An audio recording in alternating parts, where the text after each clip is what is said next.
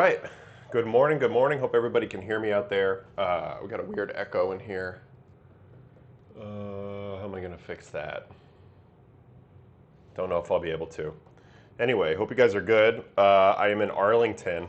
It is deadline day. Stuff is happening. This is a good day. If your team is a buyer, it's usually a sad day. If your team is a seller, so we're off and running. Let's go check MLB trade rumors. Phillies to acquire Brooks Raley. So I've been talking to Brooksy a little bit behind the scenes, but yeah, the stove is cooking early already today. The Phillies just got Arraez, Caleb Killian, Brooks Raley. Blue Jays got Jose Soriano. That's an interesting trade right there. Red Sox seem to be going after all the shortstops. Brazoban now is a White Sox already. Gausman is a Cub. Lot to react to. Garcia, Skubal, Peralta, so many different things going on today. So hope everybody's great. This morning, my hair is out of control, so we'll put on our B&C hat forward. But let's see what we got today on the in the chat thus far. Looks like the TikTok chat. There we go. All right, we got everything working here. I like Arraez on the Phillies, changes the dynamic of their lineup.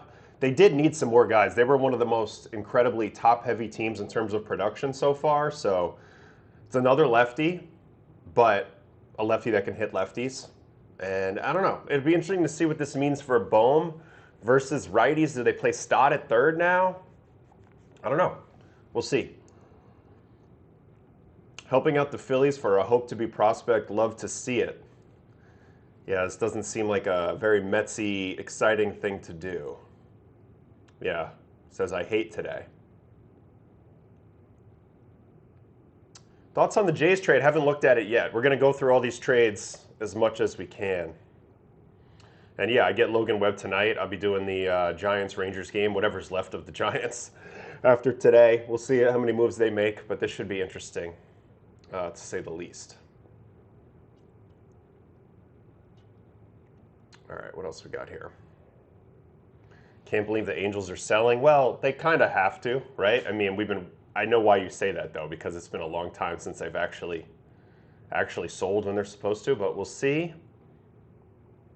What if your team is both buying and selling, asking for a Blue Jays fan? Well, we'll evaluate each deal. Right now I'm looking through the chat a little bit. Honestly, I'm a Mets fan, and it's a good day. Heartbroken about Gausman. Lockout, Skubal. These are the questions that were raised yesterday. I wonder what this means for Bohm. I was just saying that. Stowers' interest in Houston, but they don't want to trade from the big league roster. Okay.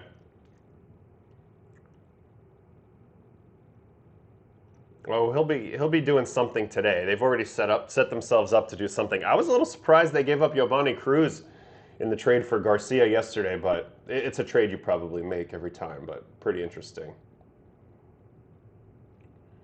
All right. Do I like lottery tickets? Well, I mean, sometimes it's better than getting nothing. You lose Brooks Raley this offseason for nothing. You got nothing. Lottery ticket, every now and then you hit the lottery. Do I like them? No, but you're kind of between a rock and a hard place a little bit. Now, they didn't have to trade Brazoban. They don't have to trade Holmes or Weaver today. So we'll see what all that means. All right, let's go through them a little bit one by one. Obviously, the first trade to talk about is the Dodgers getting Skubal. So I woke up to this yesterday. This one kind of, I don't want to say it bummed me out, but the return did bum me out a little bit. I'm sure that's what everybody's been saying. I don't think I'm doing much more than regurgitating everybody else's take on it, but it just felt like this return of River Ryan, Zaire Hope, and Brady Smith is something that could have been beaten by another team. I know there's a lot of money involved. I know it's a rental situation. Teams are loath to do that, especially a team like the Brewers. But the other day on the stream, I said somebody's got to pull the trigger at some point. Anyway, River Ryan, like as nasty as he is, and we've watched him on the stream, he's also 27. Now, in a way, maybe this is okay for the Tigers. They feel like, you know, they're going to have him on basically his rookie contract, and he's a cheap starting pitcher who's a bit older, maybe therefore a little more ready.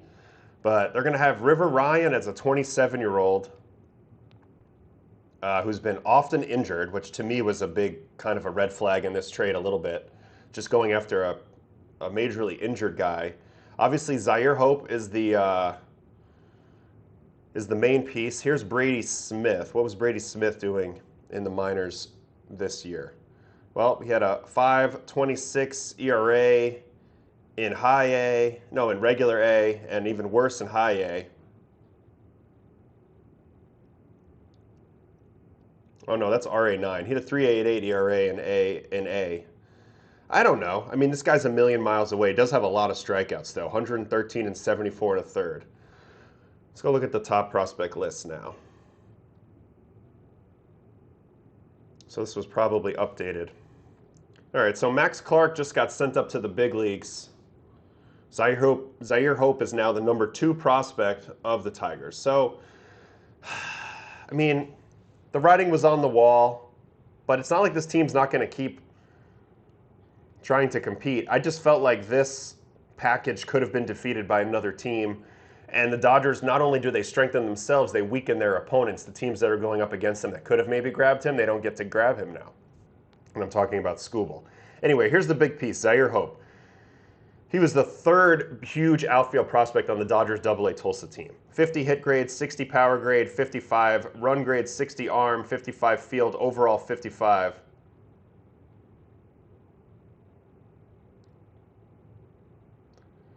The Cubs signed him for $400,000, and then he was in the trade for Michael Busch and Yency Almonte.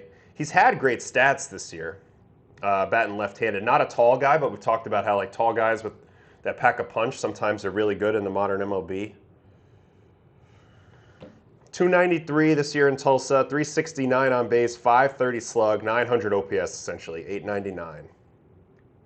17 doubles, 23 home runs, 1 triple, 45 walks, 106 Ks, 18 steals. So this is the prize pick. He should be in the big leagues relatively soon. And, you know, then they'll have like a Max Clark, Zaire Hope, Riley Green situation. Could be worse. River Ryan now is the number 5 prospect in this group. If you haven't seen River Ryan pitch, he's got crazy stuff. Now, he hasn't had crazy good results yet in AAA this year. 4.46 and 8 starts. They've really limited his usage, the Dodgers were. But I do like the 8 walks, 43 strikeouts. So wouldn't surprise me if he came up a little bit. I just felt like other teams could have done this. What are you guys feeling on that? Honestly think Skubal came down to who wanted to take on what he's owed more than the prospects going back. It's just crazy because the Dodgers pay a 110% tax at this point on any more salary that they take on. So they're taking on what, like 12 million or something? It's really 24 million they're paying this guy for the rest of the season. Now I heard Andrew Friedman talk a little bit, but you know, he was saying that it's all about tilting the championship odds. I just think a lot of teams don't think that way. They're thinking about regular season getting into the dance. But the championship level odds is something that I've suspected for a long time. And that's why they target certain pitchers that they target, because they think they can tip the scales in a postseason series much more than get in. Getting in is a given. Getting in is a given for them. 2.88 FIP.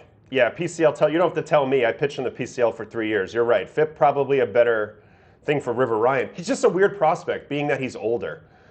We'll see. We'll see how this pans out for Detroit. I'm just thinking, why didn't they hold on throughout today till about 4 o'clock Eastern and see what other teams would pony up for? I mean, just a little bit of a bidding war maybe, but that's what I'm a little surprised about overall. Here's Brady Smith. He now moves up as the number 14 prospect. So they basically injected 14, 5, and 2 into their farm system. I mean, could have done worse, I guess, but I suspect they could have done better. As for the Dodgers, I mean, they just have an embarrassment of riches now. I mean, they've had it already. They just collect all-star Cy Young Award, MVP caliber players like Infinity Stones.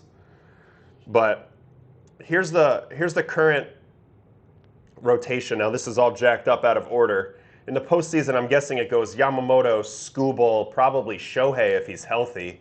Glasnow or Snell are also in the picture. Roki's surely going to the bullpen now.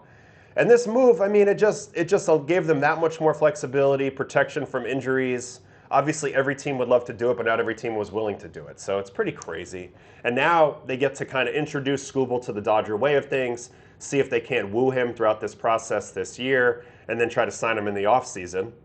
This is something that they've done before with Mookie. I mean, if they don't try to get an extension done before the offseason. I mean, everything's on the table because the Dodgers are that team, and you just never know what's going to happen. And yeah, people are crying in the streets, and people are going nuts about this, thinking that this is a guaranteed no season next year. I guess we'll just have to wait and see on that. Yeah, see, I already have some comments in here. Texas Med, MLB needs a salary cap.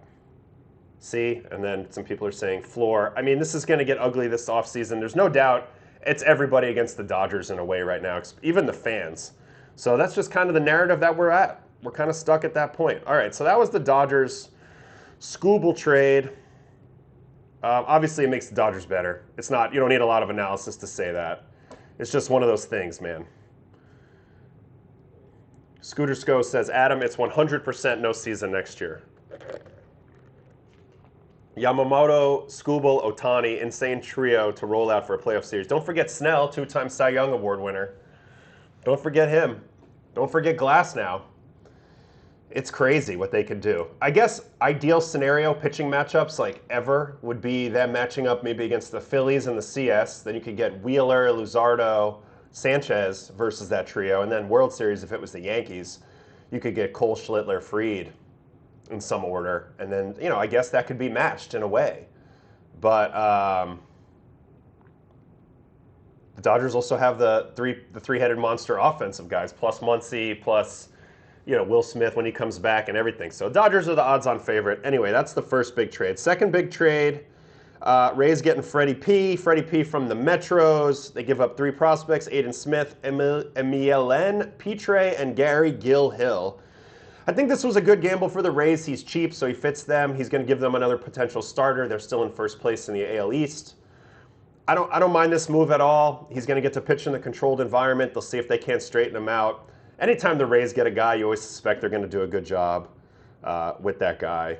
Let's see if any of these guys cracked the new Mets top 30.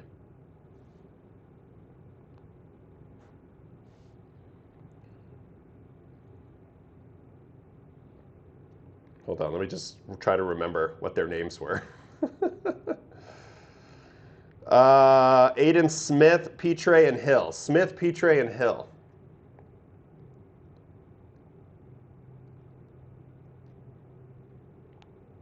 And as of now, no. But maybe that's a good sign for the Mets. Maybe these guys are still listed in the Rays if there's anybody of any prospect value. I mean, realistically, they weren't going to extract much value off of a rental from a guy having a down season. And they didn't. So they got some interesting guys that maybe they like. I don't know. This is more of a lottery ticket situation. It's also a bummer because they gave up quite a bit for Peralta in terms of the Jet Williams and Sproat trade. Those are guys who are both going to play in the major leagues. So they were definitely hoping. I praised the trade at the time, and now they had the reverse course. They get 3 people back. They had given up 2 in the first place. Who knows how this one pans out for the Mets, but the Mets are in full sell mode right now. Doesn't look like they got any blue chippers in this trade, but that's fine. Anyway, for the Rays, I kind of like it. McClanahan, who knows how he's going to hold up. Rasmussen, but they have another starter here. This is going to give them a quality starter almost every time they get out there. It's a change of scenery for Peralta. He has 2 months to rebuild his value before free agency. Everybody should feel good about this one from the Rays side. They didn't give up anything of future consequence. Mets get a few lottery tickets. We kind of move forward. All right. Next one is the Luis Garcia trade to the Yankees. Now, this one's fascinating because his positioning, like, he doesn't really play the field that much anymore, Luis Garcia. Second baseman, first baseman, shortstop. It's been a long time since he's played shortstop. Maybe he'll play a little bit of first base when Rice DHs. against righties. They can really load the lineup up left-handed now. He's having a banger season, leading the National League in slugging, .560 slugging percentage on Luis Garcia. This might also be a little telling about what they feel about Stanton, because if Stanton comes back, it's kind of a weird move. Whole bunch of names went around in this trade. Yankees kind of gave up a decent amount. Giovanni Cruz and Jake Bird are two relievers. That's going to help the Nationals right now. Cruz is going to have all that. He's a potential closer. So they picked up a potential closer in this deal. And they're going to that's also going to help them immediately. Him and Bird, I think, become their best two relievers right now, probably. Or at least in the top three. Siebert and Grable are also interesting prospects. They were Yankees' top prospects. Let's see where they fit in on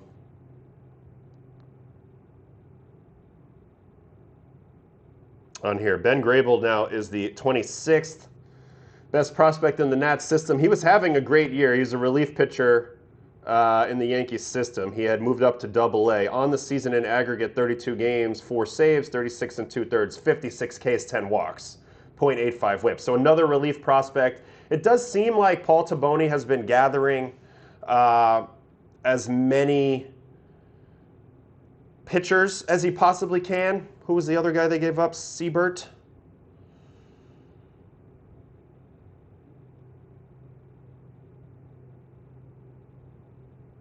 Interesting that Giovanni Cruz is now rated the 30th prospect. We've seen this guy in the big leagues, and he's filthy. So, I mean, maybe there's some reason why he's not a huge prospect. I guess because he's 26. But this guy's going to be useless right now. I mean, useful right now. Useless. Useful right now. So, I don't know. Nationals kind of doing a little bit of both. Don't forget, like, they're kind of in the playoff hunt right now. If we go to our standings, let's reset. Let's reset here for a second. So, I don't know. Yankees, I think, are going to do more. But, I mean, it's a good bat. They need bats. If you've been watching the Yankees play recently, they can't score runs. Nationals are 4.5 out of the wild card. So, I mean, look, I thought they were a seller anyway. They've lost 5 in a row. We'll see what happens with Abrams today and some other pieces. But they're kind of like half trying right now with some of these relievers they got. So I think kind of both teams benefit from this trade. I agree with Jack here in the chat, from the TikTok chat. And, you know, Yankees now, lineup's a little weird, little left-handed, a lot of DH types. But he's a good hitter. He is a good hitter. I'll look at his savant in a moment here. Let me grab the Yankees roster resource at the moment. So here's what we're looking like offensively. You do see a lot of lefties. They're going to be able to pack the lineup with lefties versus righties. Grisham, Rice, Garcia, Jones is in there, Dominguez, switch hit, Chisholm, McMahon, Wells are all left-handed. The only straight righties on the roster are Caballero, Sanchez, both of those guys are kind of mid. I mean, Caballero has to be in there anyway. Volpe, Rosario, Schumann, and then Goldie's probably the one righty you want to bang. Obviously, they could get Judge back at some point. They're going to need to. Stanton, also important. Bellinger, but this is like they had to replace Belly right away in the lineup, and that's what they're doing with Luis Garcia. But they are quite left-handed at the moment. I don't know. It's going to be an interesting team to watch. Let's see what Luis Garcia was looking like this year. One thing that I like about him, and I've talked about it a few times, he's got a weird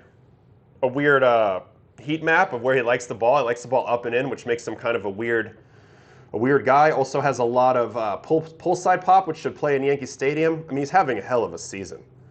23 home runs. He doesn't walk ever, but he puts the ball in play and he does damage. So now we'll see if he can make better swing decisions moving forward. That could level him up even more, but he's having his career year. 95th percentile expected batting, 93rd expected slugging. Very intriguing player. Let me see if I can find him on here.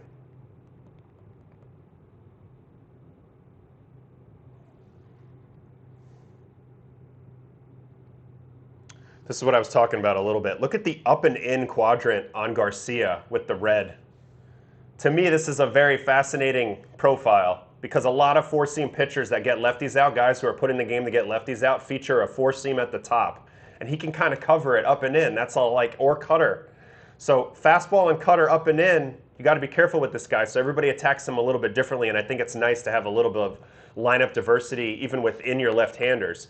Like if you put him in the same order as some of the other Yankee left-handers, and that pitcher comes in that's a lefty guy, like a righty who can get lefties out, or a lefty specialist, he's going to have to pitch this guy a little bit differently.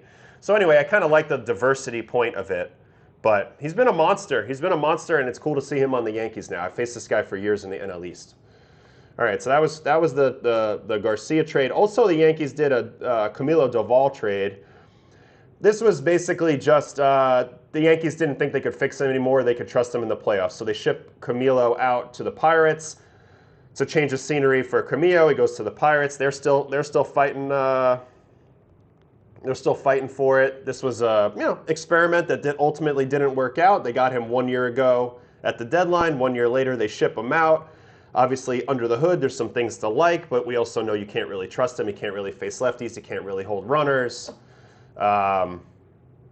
Just not consistent enough to pitch in a big-time playoff game for the Yankees, so they end up getting him off the roster, which is why I definitely expect them to get more relief pitchers as the day progresses today. All right, other trades.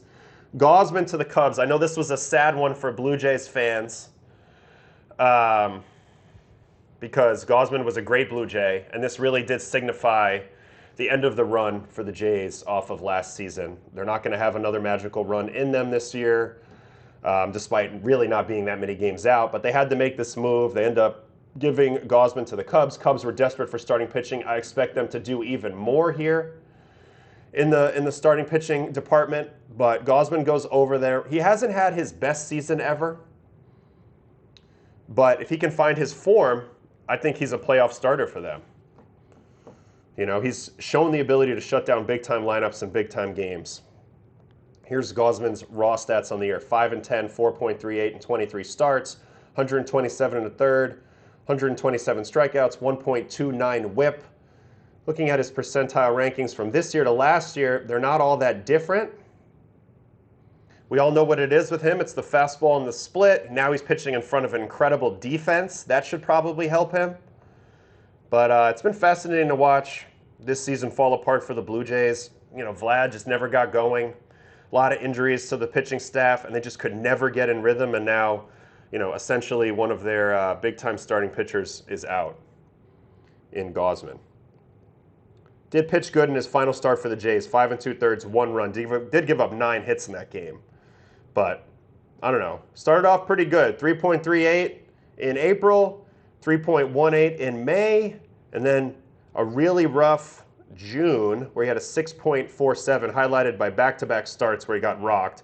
Once, to a very funny nature, by the Cubs. 2 innings, 7 runs, 4 walks. That's his worst start of the year versus the Cubs. And then he gave up 6 runs his next game to the Rangers. Then this last month, he didn't pitch great either. Kind of a mixed bag of just not being able to stop the bleeding, a little bit too much walks. But, you know, they're betting on the pedigree here. The Cubs were desperate for pitchers. I don't think the price was that bad. Let's see what the Jays got going back in the other direction. I think Brett Bateman might be a good prospect. So Ty Southsen and Brett Bateman are now properties of the Toronto Blue Jays. Where's my prospects?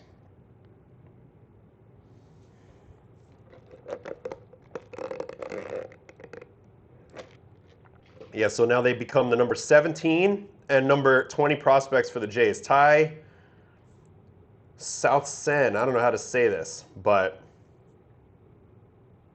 here we go. 5'7", 170, 21 years old, shortstop. 50 hitting, 20 power. I don't know if I've ever seen a 20 grade on a top prospect. 20 power. 55 run, 50 field, 50 overall. So what is this, Ernie Clement? High baseball IQ, long track record of USA Baseball. Here was his stats this year between 2 teams, high A and double A. So he's going to be an average hitter. 306, 425, huge on base, 372 slug, 0 home runs. That's why he's a 20 power. Literally sells out for 0 home runs, has more walks than strikeouts. So contact type like that. 21 years old, a little bit old for being an A-ball, but we'll see, especially nowadays. And then Brett Bateman, outfielder in AAA, having a tremendous year in Iowa. First, let's look at the grades. 50 hit, 30 power. So they brought in a 20 power and a 30 power guy, the Jays did. 70 run, though. This is an absolute burner, 65 fielder. So this is a legit center fielder prospect. Bateman played with Cubs manager Craig Counsell's son Brady at Minnesota, where he developed into one of the best contact hitters, fastest runners, and top defenders in class. That's what they're getting.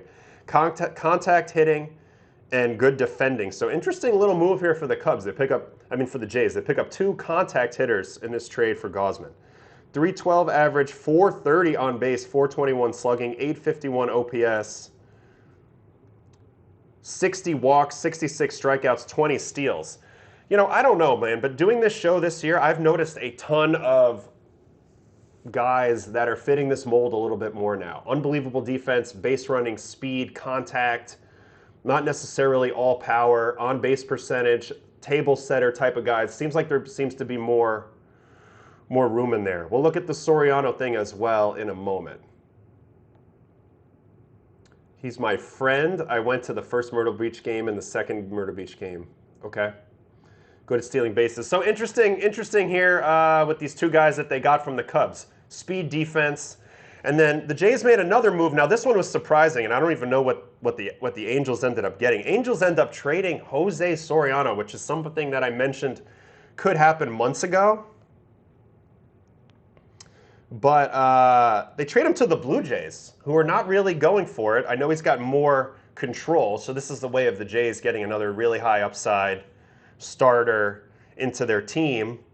But they felt a little pain in this. They sent back Arjun Nimala, who was their top shortstop prospect, to the Halos, Eddie Micheletti, and Angel Rivera. Now, interesting that Arjun Nimala goes back to the Angels because Zach Neto's name has been tossed around quite a bit, and now with John Mozeliak in the fold, the Angels are doing some things. I don't know enough about this return. I'm going to look into Nimala. I feel like he's a pretty high prospect.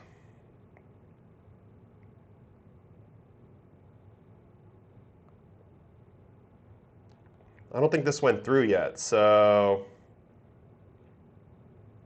yeah, he was the number 2 Blue Jays prospect. Now, I guess JoJo Parker, they feel like they can only be one, so it makes sense. Yeah, JoJo Parker can play shortstop, so I don't think they're as excited about that, right?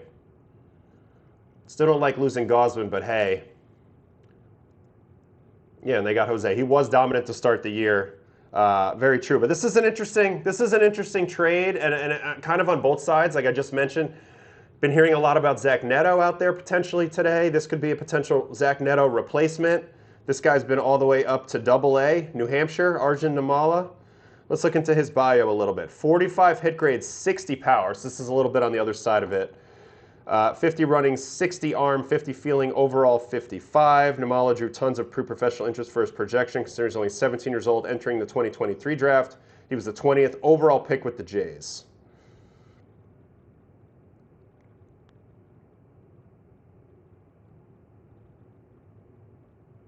Average defensively at shortstop. Here's the numbers on the year between 4 teams. 265, 364, 453, 817 OPS, 18 doubles, 8 homers, 33 walks, 60 strikeouts.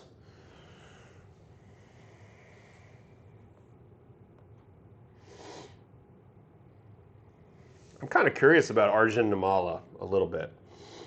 Let me see something.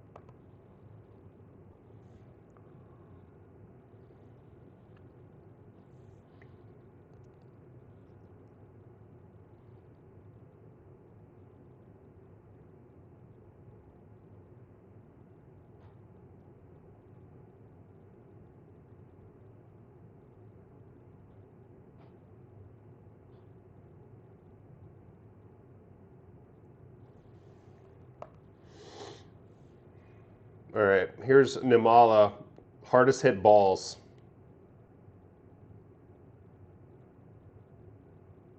That we have on video. Ugh. Do we have any of these on video? I'd like to take a look at this guy's swing. All right, here we go. Here's a swing.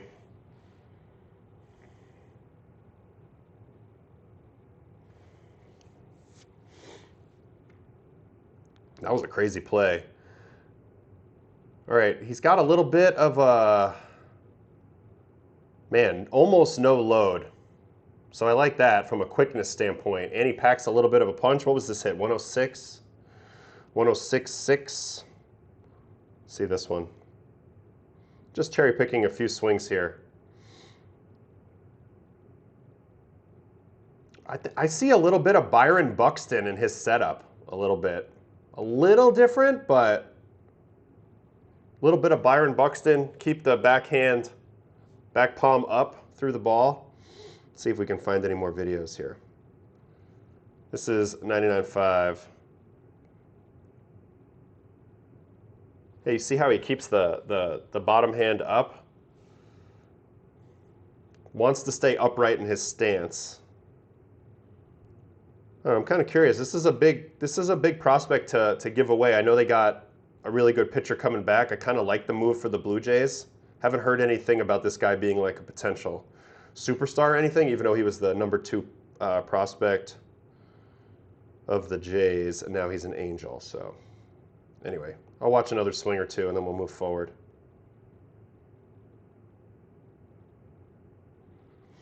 I don't know. Hard to tell anything there. Yeah, I'm not in love with that. So I think I feel pretty good about the Soriano thing. I've been high on Soriano all year. I'm not going to back off from that now. Certainly, I think this is a good move for next year. Kind of signifies the Jays. You know, they had to kind of get rid of Gausman, or you're going to risk losing him for nothing. But now they kind of have a replacement already built in. They gave up something that they felt like they could give up. JoJo Parker is explosive. He's the prospect that was ahead and kind of probably going to be in the way of Namala anyway. All right, other trades here that have recently happened. The Braves made some minor moves. They got Lane Thomas, Bailey Falter. They sent back some minor league pieces. I feel good that somebody took on Lane Thomas. I had a feeling that might happen. He can be the right-handed side of the platoon, probably with Yastrzemski a little bit. Falter gives them another lefty. He's got starting experience, relief experience. They also got Tyler Mahle. It's just another warm body in the starting rotation. They ended up trading him for Anthony Molina, who had been in the big leagues. So Giants take back a reliever that they have a little more control over. Mahle goes to the Braves. Braves just trying to collect depth pieces, but I expect them to still try to make a little bit more of an impactful splash today at some point. What else we got here? We already talked about the Castillo trade. This is what I was talking about with the Zach Neto stuff. Seems like the Angels have their sights set very high, as they should. But if Neto's really out there, it's going to probably take some pain from some team. I don't think they're going to give up Franklin Arraez, though. This guy is accelerated, and some people have him as the top prospect in the sport right now, the young shortstop of the Red Sox. All right, a couple Mets trades. Brazoban goes to the White Sox. I like what the White Sox are doing. They're going for it a little bit. They've definitely added around the edges of their pitching staff. Brazoban's a good pitcher. He fills multiple roles. He keeps the ball on the ground. I like Braz a lot. I think he's really good. Mets get two guys, Gabe Davis, Zach Franklin. Let's just look at their... I don't think these guys are very high-rated prospects, but let's look at the stats from this year. 22 years old, between high A and double A. This guy's got a 581 earned run average in 62 innings, 69 hits, 24 walks, 70 strikeouts. That's pretty good. So his FIP's probably a lot better. But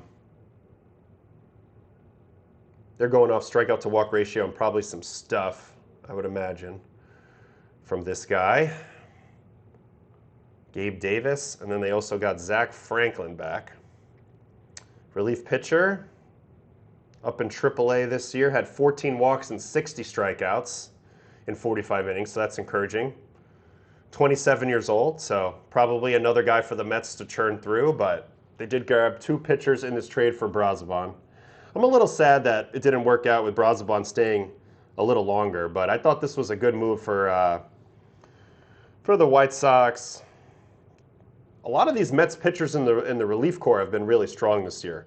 Anyway, here's Braz. If you don't know, he's got a crazy story. He's already 36, but he's not anywhere near free agency, which is nuts with how long it took him to get to the big leagues from DR. But he's going to help the White Sox out a lot. He's going to be a worm burner. You can bring him in a lot of different situations. 99th percentile average exit velocity.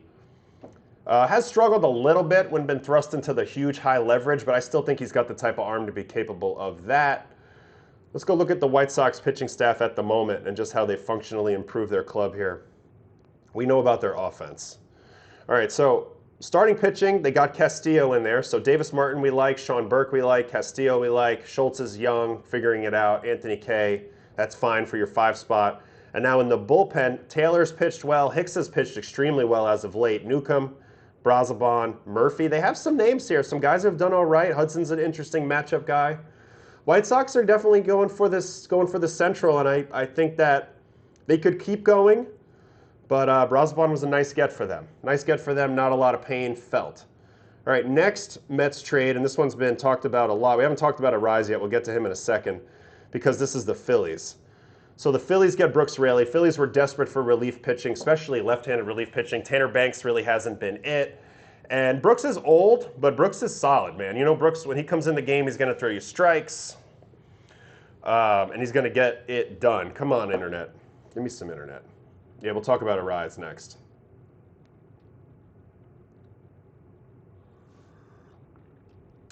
All right, Brooks Raley, 38 years old, from Texas, where I'm at right now.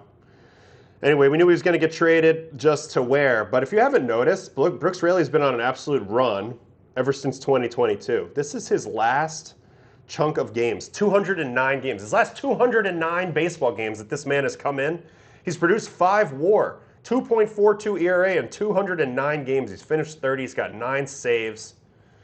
He's pitching to a 2.98 FIP and 167 ERA plus. So this was a sneaky, great move for the Phillies as they're trying to chase down the Braves, and they're going to need some guys in the bullpen. On this season, Brooksy's done incredibly well, 41 1/3, 1.96 ERA, 45 games. Tremendous left-handed matchup pitcher. Just does a really good job. Controls what he can control really well. Good move for the Phillies. Obviously, Mets fans don't like to help out the Phillies. I get it. They grabbed a couple lottery tickets. I'm curious about who these guys are. We just saw the other pitchers they grabbed. Here's his advanced stats. He does it all with a 90-mile-an-hour fastball. Great sweeper, good command, good cutter, good idea of what he's doing out there. Tons of east-west movement, and a guy who's not scared. So they got a guy that's going to pitch well for them down the stretch. Interesting trade always when it's Mets-Phillies, but makes a lot of sense for the Phillies. All right, Luke Gabrish and John Spikerman. These are the 2 gentlemen that the Mets got back. So Luke Gabrish is a pitcher, 23 years old, originally a 15th round draft pick. This year he was in high A. He's been in high A Jersey Shore. Little Jersey Shore action. 5.14 ERA, 68 1/3, 89 strikeouts, 34 walks. Don't know anything about his stuff, but if the Mets are acquiring you and you're a pitcher, almost guarantee that their stuff model likes you. That's probably the #1 reason they would acquire a person. John Spikerman. Center fielder, right fielder, left fielder, 3rd rounder in 24. This might be the piece that the Mets might be a little more excited about. Hasn't played a ton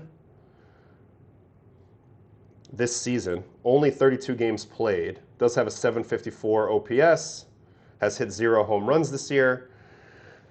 What do we know about this guy, John Spikerman? Does he appear? Do any of these guys appear on any top prospect lists? This all just happened today, so I doubt it would be Mets, maybe Phillies. Yeah, John Spikerman down here. 45 hit grade, 30 power grade, 70 run grade. So he's 6 foot 190, and he's a speed guy.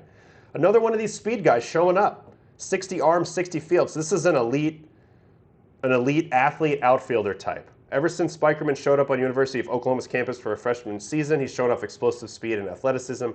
Injuries have screwed him up. 3rd rounder anyway. Switch hitter. So he's going to be a guy with a good defensive floor, base runner type. Who knows how he'll hit? Is 23 already, so watch this guy move up a little bit. pretty quickly. What was the name of the other guy? Gabrish? I don't think there was a Gabrish that is now going to crack the top 30, but odds are Mets like his stuff numbers, so that's why they would do that. All right, let me get back in the chat for a minute. I just been blabbing. All right, what else we got here?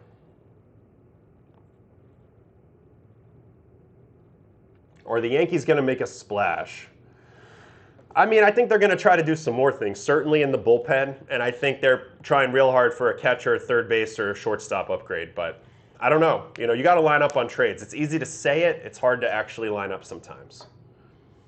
128 of you in the YouTube chat, not how many in the TikTok, but this is fantastic. Everybody, please, if you don't mind, give me a like, give me a subscribe, give me a follow. Come over to YouTube. We're trying to get towards 12,000 subs. Go check out the vlog from the last trip, side quest. We're doing another one here as well. All right, what else we got? How the Jays gonna do with Soriano and who won? So I think that they felt good about giving up Namala to the Angels probably because they have JoJo Parker and they don't feel like Namala was gonna maybe be in their future plans. I haven't heard too much excitement about him. They do get back Jose Soriano. I don't know if it's a straight apples to apples comparison to Gausman. Gausman was a great Blue Jay pitcher, but I do like the fact that they're getting a guy that they can control now for a few more years with ace upside in Soriano. So that's good. I think that's good for the Jays.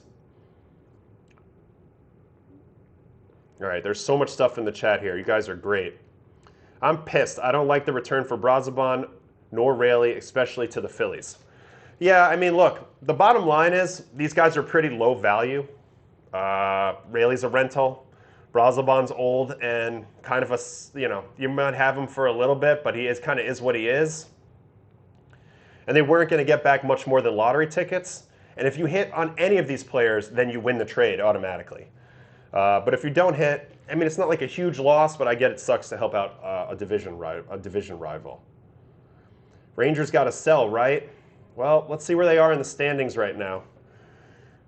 I'm doing their game tonight. We did get a report that they might be selling if they had a tough series, which I believe they just did against Houston. Yeah, Houston's now ahead of them. The Rangers have just lost 5 in a row headed into the deadline day. Terrible. 55 and 57. They're only 2.5 back out of the division, 1.5 back out of the wild card. I think ultimately they buy, maybe they sell and buy. I could see a little bit of both here. Rangers listening to offers on Latz and Gore. Doesn't mean that they're going to get shipped out, but means that they're listening. Oh yeah, Arraez to Phillies. All right, this is the other thing that the Phillies did. And to me, this is actually one of the bigger moves that we've seen yet. Arraez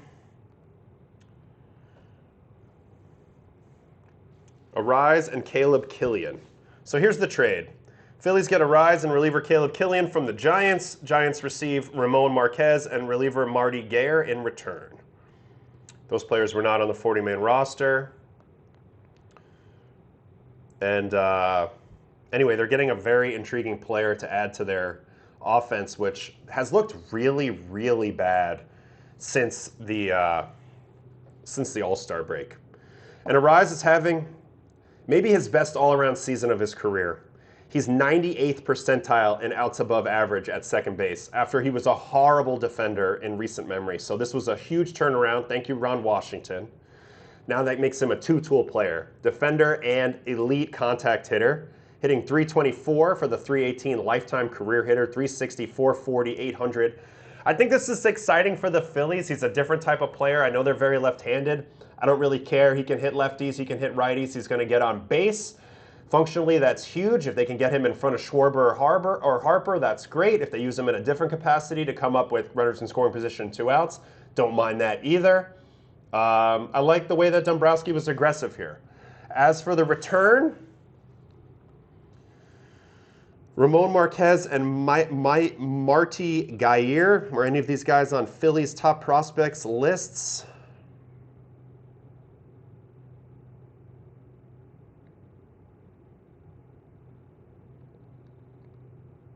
Don't think so. Giants.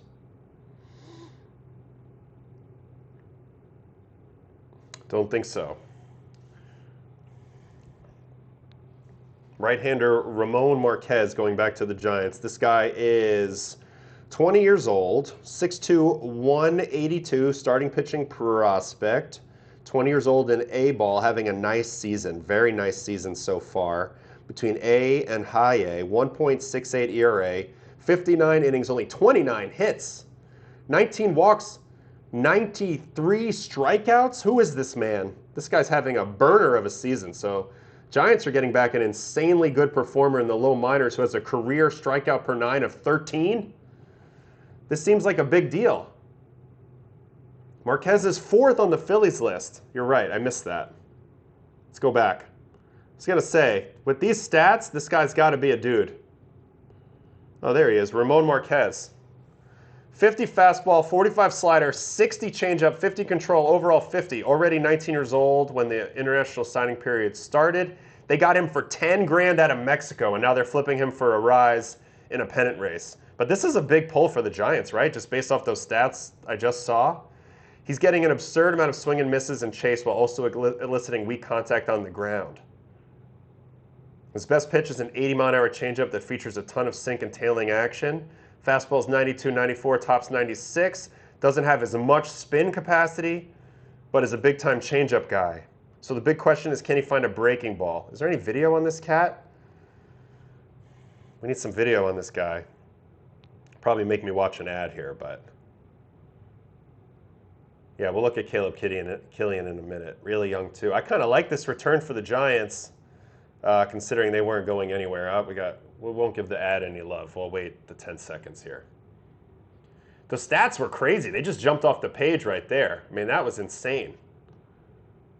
So, I mean, I know he's in like the low minors, but that was ridiculous. All right, let's take a look and see what we see here. This is going to be a 5 strikeout outing. There's that changeup right there. Oh, yeah. Heavy pronation through the changeup. Looks like that's his go-to thing.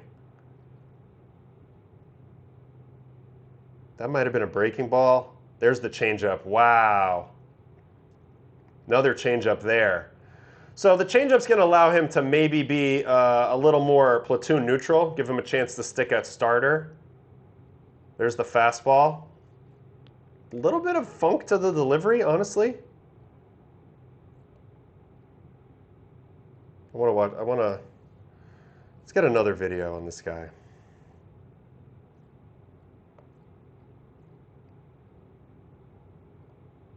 Let's get another video on this guy. We need another one.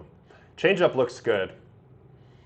I took a quick look at the rally. Not a lot of big names there, but it's all lottery tickets. Yeah, Carl, you like this return? I'm liking this return so far, too. I'm liking this so far as well. All right, we'll wait for CC to stop talking, and then we'll watch this next clip. Finally, some good news for the Giants. This is a good offer. Man, Dombrowski is very aggressive. Very aggressive. All right, so here's the career high 10 strikeouts from Marquez. Let me back up the video. Here we go. Expect to see a lot of changeups. This camera angle stinks. That's 96 right there. There's the changeup, I believe. 3-2, right on right. 96. Changeup again. Changeup again. I think this is the Mets. Yeah, the Brooklyn Cyclones. Changeup again. Changeup looks legit. And one thing when I looked at the Giants roster this year, I was like, man, it's just not a Giants roster without a dominating pitching staff. So they get a pitcher here. I think Buster did a good job here. But that's just off of 10 seconds of looking through it. All right, back to the chat. Do you think the Tigers trade Casey Mize? I mean, if the offer is big enough, I know that's Captain Obvious, but we'll see. We'll see what happens here. Lane Thomas trade. I mean, it gives them a platoon partner, is what it gives the Braves. Atlanta, they haven't done a whole lot of like huge impact, but they've added around the edges a little bit. See, like right now in their outfield, they've been playing Dubon a lot in left. Yastrzemski, who they don't like to face lefties, and then Harris plays almost every day. But it gives them another righty option off the bench, Lane Thomas. I expect him and Eli White to be in there against lefties. They'll mix and match. They'll be able to match up a little bit more. Yastrzemski will definitely see no at-bats versus lefties. He's not an explosive player or whatever, but I think Lane Thomas gives you a pro at bat. He's been a part of some playoff series, particularly with the Guardians. You know, he's good. He's solid. 10 home runs. Can hit the lefties. Platoon piece. Braves didn't give up a whole lot. I still expect them to be a little more aggressive, particularly in their rotation. Because right now, this is what they're looking at. They did pick up Male, but I feel like he's not somebody who really moves the needle a ton, but he might help them get through the regular season. Sale, Male, Holmes, Elder, Perez. I mean, it's fine. They'd like a bigger splash, or they'd like to get Schwellenbach back.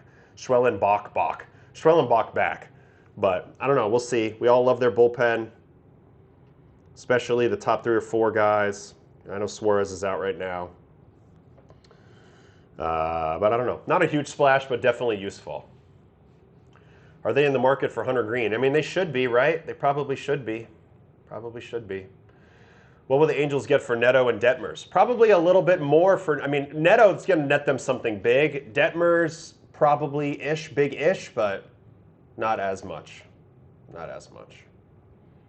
All right, what else here in the chat? What do you think of a Padres-Yankees trade for Campusano? Padres need both second base and starting pitching. Yankees have both. Maybe. I'd like to see Yankees get Mason Miller or Morihone. That would be the target from the Padres for me.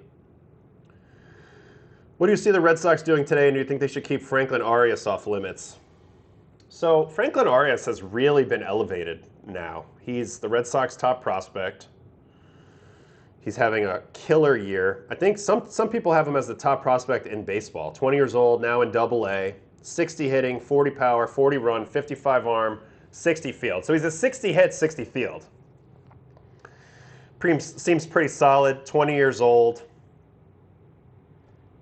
Maybe we can grab some swings of his. Since I haven't looked at him in a while, but we checked him out a little bit in the offseason when we were looking through our top prospects. Oh, he's in AAA now. AAA Worcester. All right, so here are our hardest hit balls from Arraez. Let's take a look at the swing. This is off Chris Bassett. Side angle swing. Kaboom. To left. So home runs off of a big league rehabbing right there. 386 at 103.7. Not a huge exit velocity guy. Do we have any different camera angles here? No. All right, what's this one? This is a home run off Trey Gibson. This guy's also been in the big leagues. Wow, incredibly early leg kick that he just kind of hangs on the back leg. Swing's very aesthetically pleasing. Left fielder got bit by the warning track monster there. But man, look how early he hangs the leg kick here.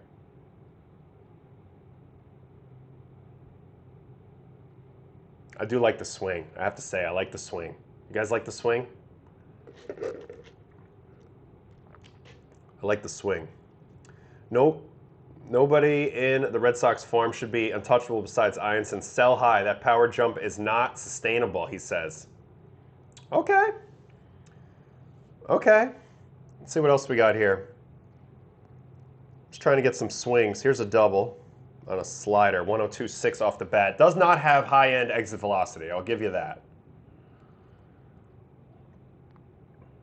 But they said it was a 60 hit tool. Man, left fielder having a tough day. Just got slammed against the wall there. 60 hit tool, 60 defensive tool for Arraez. So that's what you're looking at here. Would you give him up for Neto? I don't know. I don't know. I guess you'd have to see him play a little more often. There's a ground ball down the line.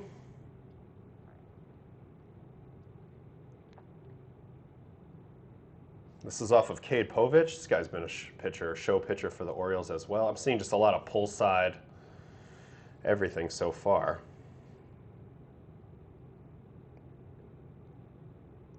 That's it though. On the year, we've only got 1, 2, 3, 4, 5, 6 balls exit velo over 100 right now, which is kind of interesting to see. Where does he rank in the top 100 now? He has moved up to number 7, right behind Seth Hernandez, right in front of Ryan Sloan, Theo Gillen. They've been saying that somebody's been trying to pry either Arraez or Gillen away for a big-time prospect. We'll see. We'll see if they can get any of that stuff done. Appreciate it. Appreciate it. I heard Jays fans complain about losing Namala. Is he good? I didn't love the swing right there, but I watched him for about 30 seconds, so I have no idea. Not a very fast shortstop. That doesn't always bode well. But they have JoJo Parker, who I'm extremely high on, so they could probably afford to give him up.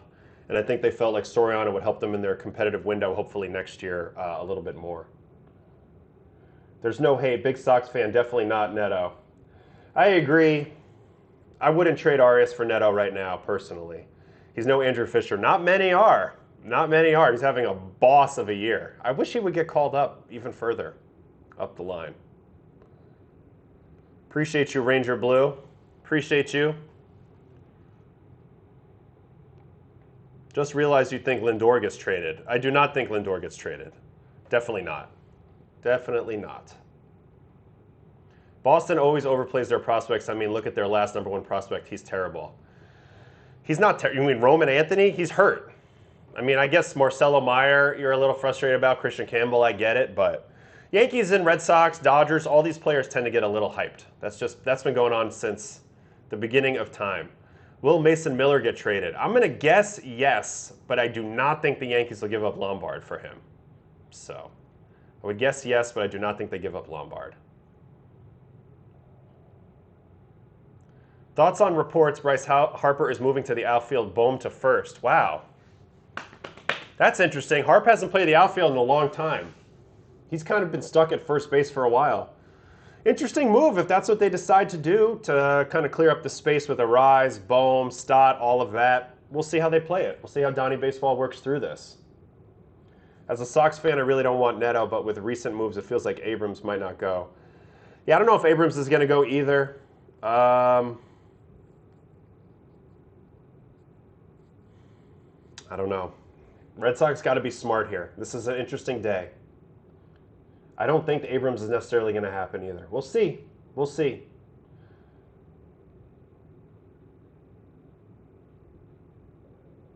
Do you have any insight to how teams internally evaluate prospect versus the prospect lists? Yeah, I don't think there's a lot of correlation. I mean, there's probably some overlap there. I mean, of course, you're all watching the same group of players, so some things are obvious, tools, things like that. But yeah, everybody has people ranked all sorts of different. Everybody has preferences, the way that they look at things, and they should. Thank goodness. If it's all homogenous, it'd be so boring. Brother-in-law pitched against JoJo Parker last year and did well. It was left on left, but the kid hit a nuke as soon as the relief came in. His defense is real. He moves really fluid. Yeah, I've loved JoJo Parker since the draft. So I feel great about the Blue Jays giving up Namala, honestly. I do. I don't worry that much. Hunter Goodman, I bet you nobody meets the price. That's my prediction, but we'll see. We'll see. Harper has been fine at first. He's been fine. Outfield, I don't know what that's going to look like. Do you still think the Yankees are going to buy? Yes, I think they're going to be doing more, but hard to say. Something like this could maybe happen. Tyler Stevenson. I don't know if they're going to get the splash that everybody wants, but we'll see. Cashman's one of the best, regardless of how people feel. He's going to make the deal that he can make.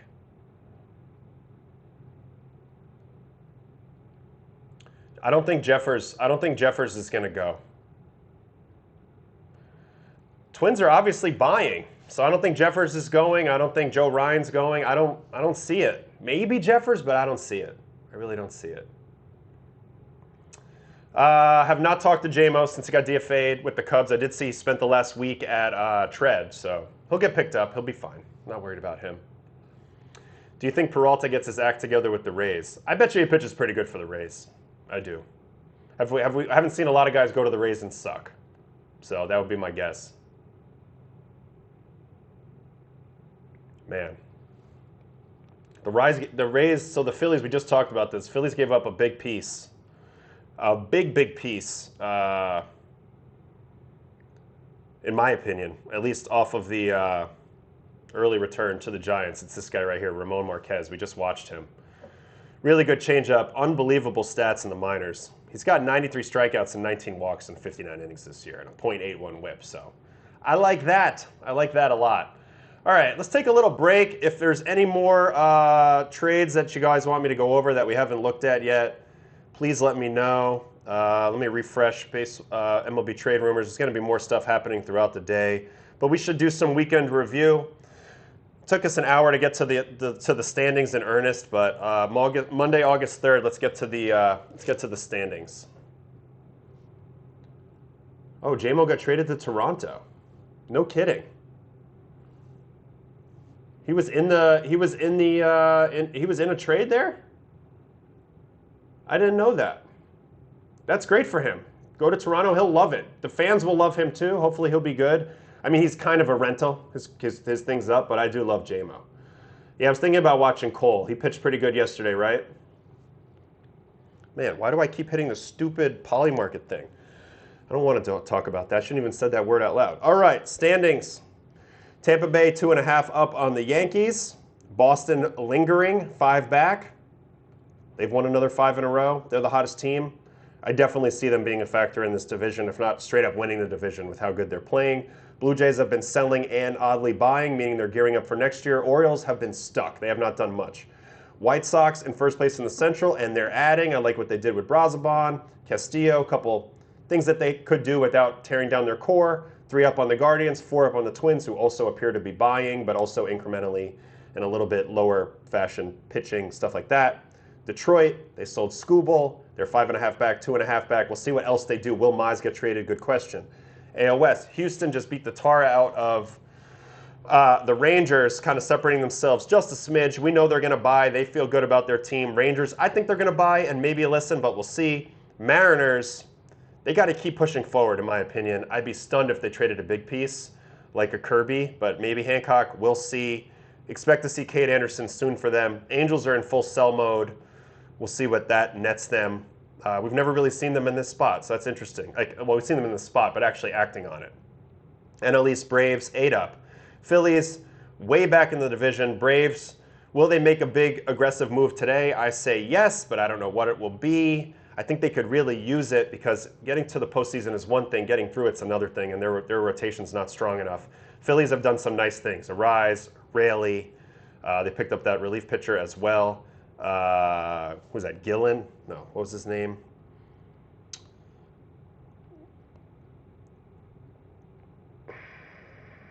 Caleb Killian. This is another relief pitcher. I mean, crazy. 6.15 ERA in 53 games. What do his advanced stats look like?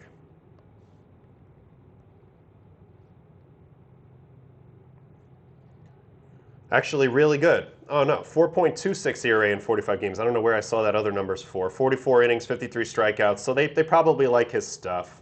Averages 96.6. Dombrowski's a little bit of a velocity whore for sure. And he's got that cut ride heater. So another potential guy for Cotham to work with. He'll add into the Phillies bullpen, which has not been good. So I kind of like what the Phillies have done so far. Anyway, back to the standings. As they are 8 back. Marlins, I expect them to maybe sell, but I don't know what. Will Sandy get sold? I don't know. They're a weird team. Washington's does a little bit of both. So a lot to watch here between the Marlins and the Nationals the rest of the way. And the Mets have more moves to make. Brewers, 6.5 up on the Cubs. Cubs have bought some more pitching. They brought in Gausman. I expect them to keep going. Brewers haven't done really much. They do have a nice lead, though. We'll see what they do. Keep an eye on the Pirates. Keep an eye on the Cardinals with Nootbaar and May today as well. Dodgers, we all know about Skubal. I don't think they do anything else. In the West, they're 10 up. Diamondbacks, Padres, Giants, all teams to keep an eye on as well. We've already gone over the wild card standings and all that as well. All right, let me get back to the chat. Hancock has arguably been better than Kirby this season. I think he has been better, but I'm a Kirby guy. Maybe I'm a little bit biased, but I would definitely not be trading George Kirby unless I got a huge return. And if I got Kirby, I'd be excited. I think Kirby has potentially Cy Young in him. He needs his batted ball luck to clean up a little bit and maybe figure out his sequencing a little bit. But he's got the command, he's got the pitch, he's got the durability to maybe do this. Anyway, that's why I'm high on him. I love his upside.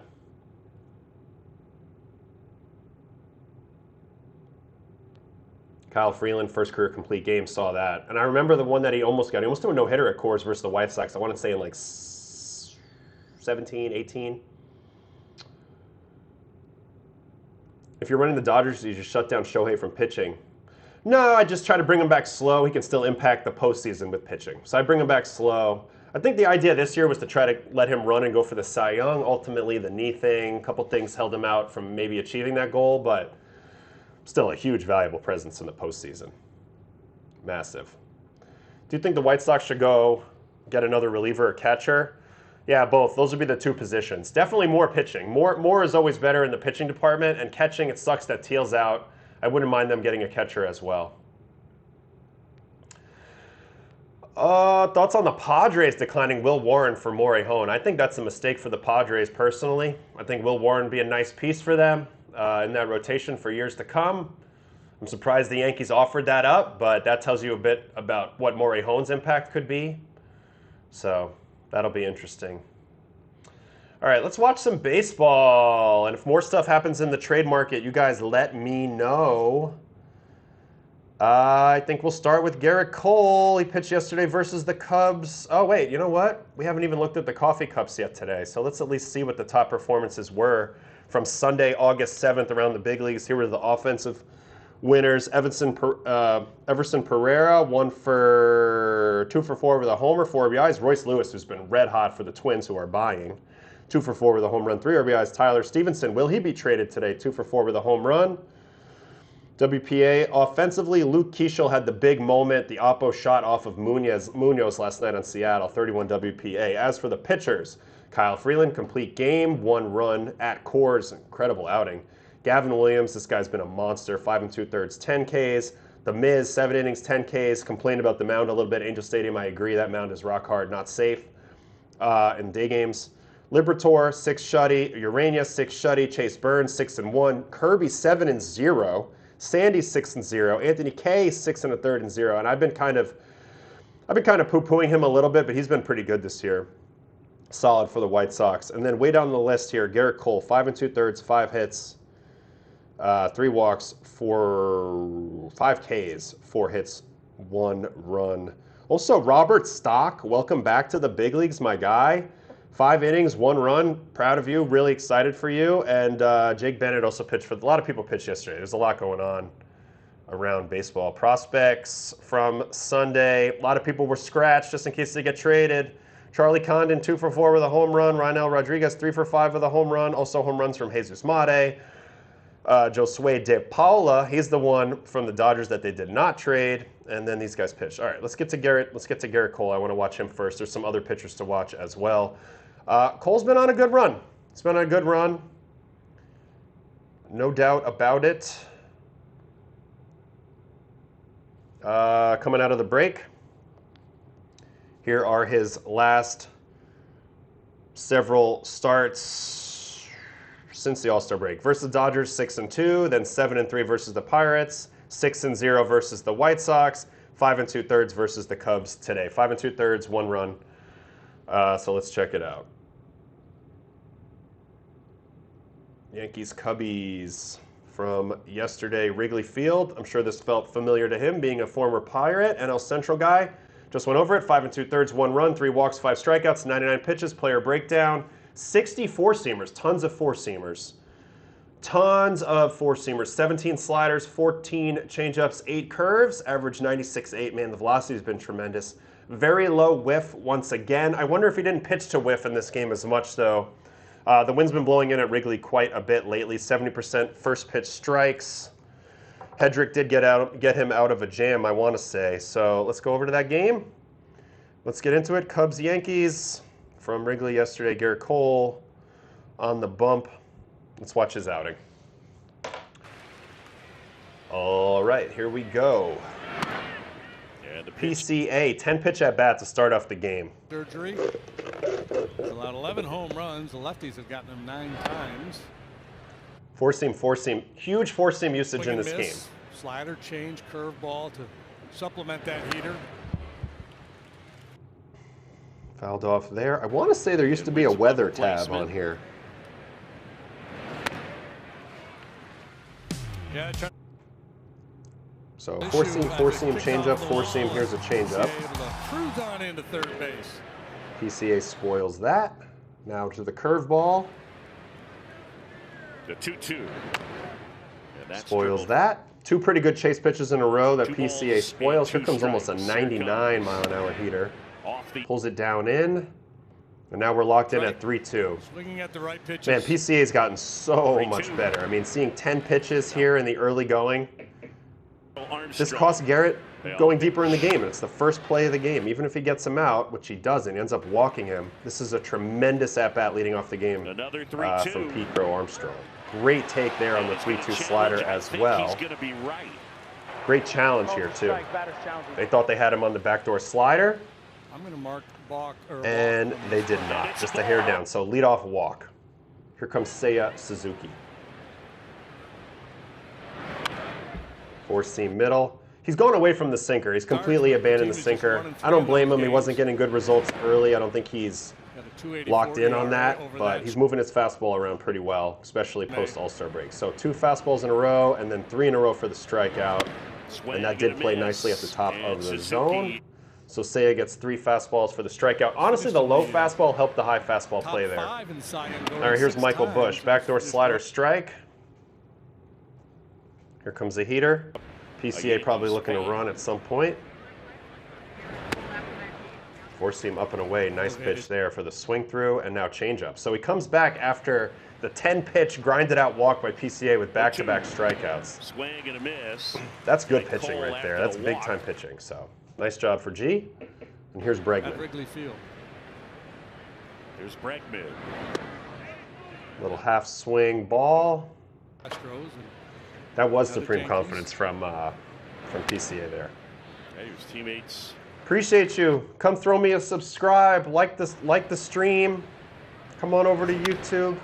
Bregman Trying to get to 12,000 subs. We do this very regularly. This is a crazy day being deadline day, but we also get to sneak in some baseball watching here. 2-1. All right, 2-1, knuckle curve, called strike challenge. That's going to be a ball. So umpire started with a big zone. Cubs were all over it. 3-1 challenge heater to Bregman. Hit hard on the ground towards Gets on third. top of it. Grounds it over to McMahon. Weird swing here from Bregman. To be on top of this fastball is very weird. Perfectly on time, but just comes through on top. All year this year, he's just been a little bit off. Even when he's on time, just mishitting balls a lot. All right, is there win data in this game? Usually there is.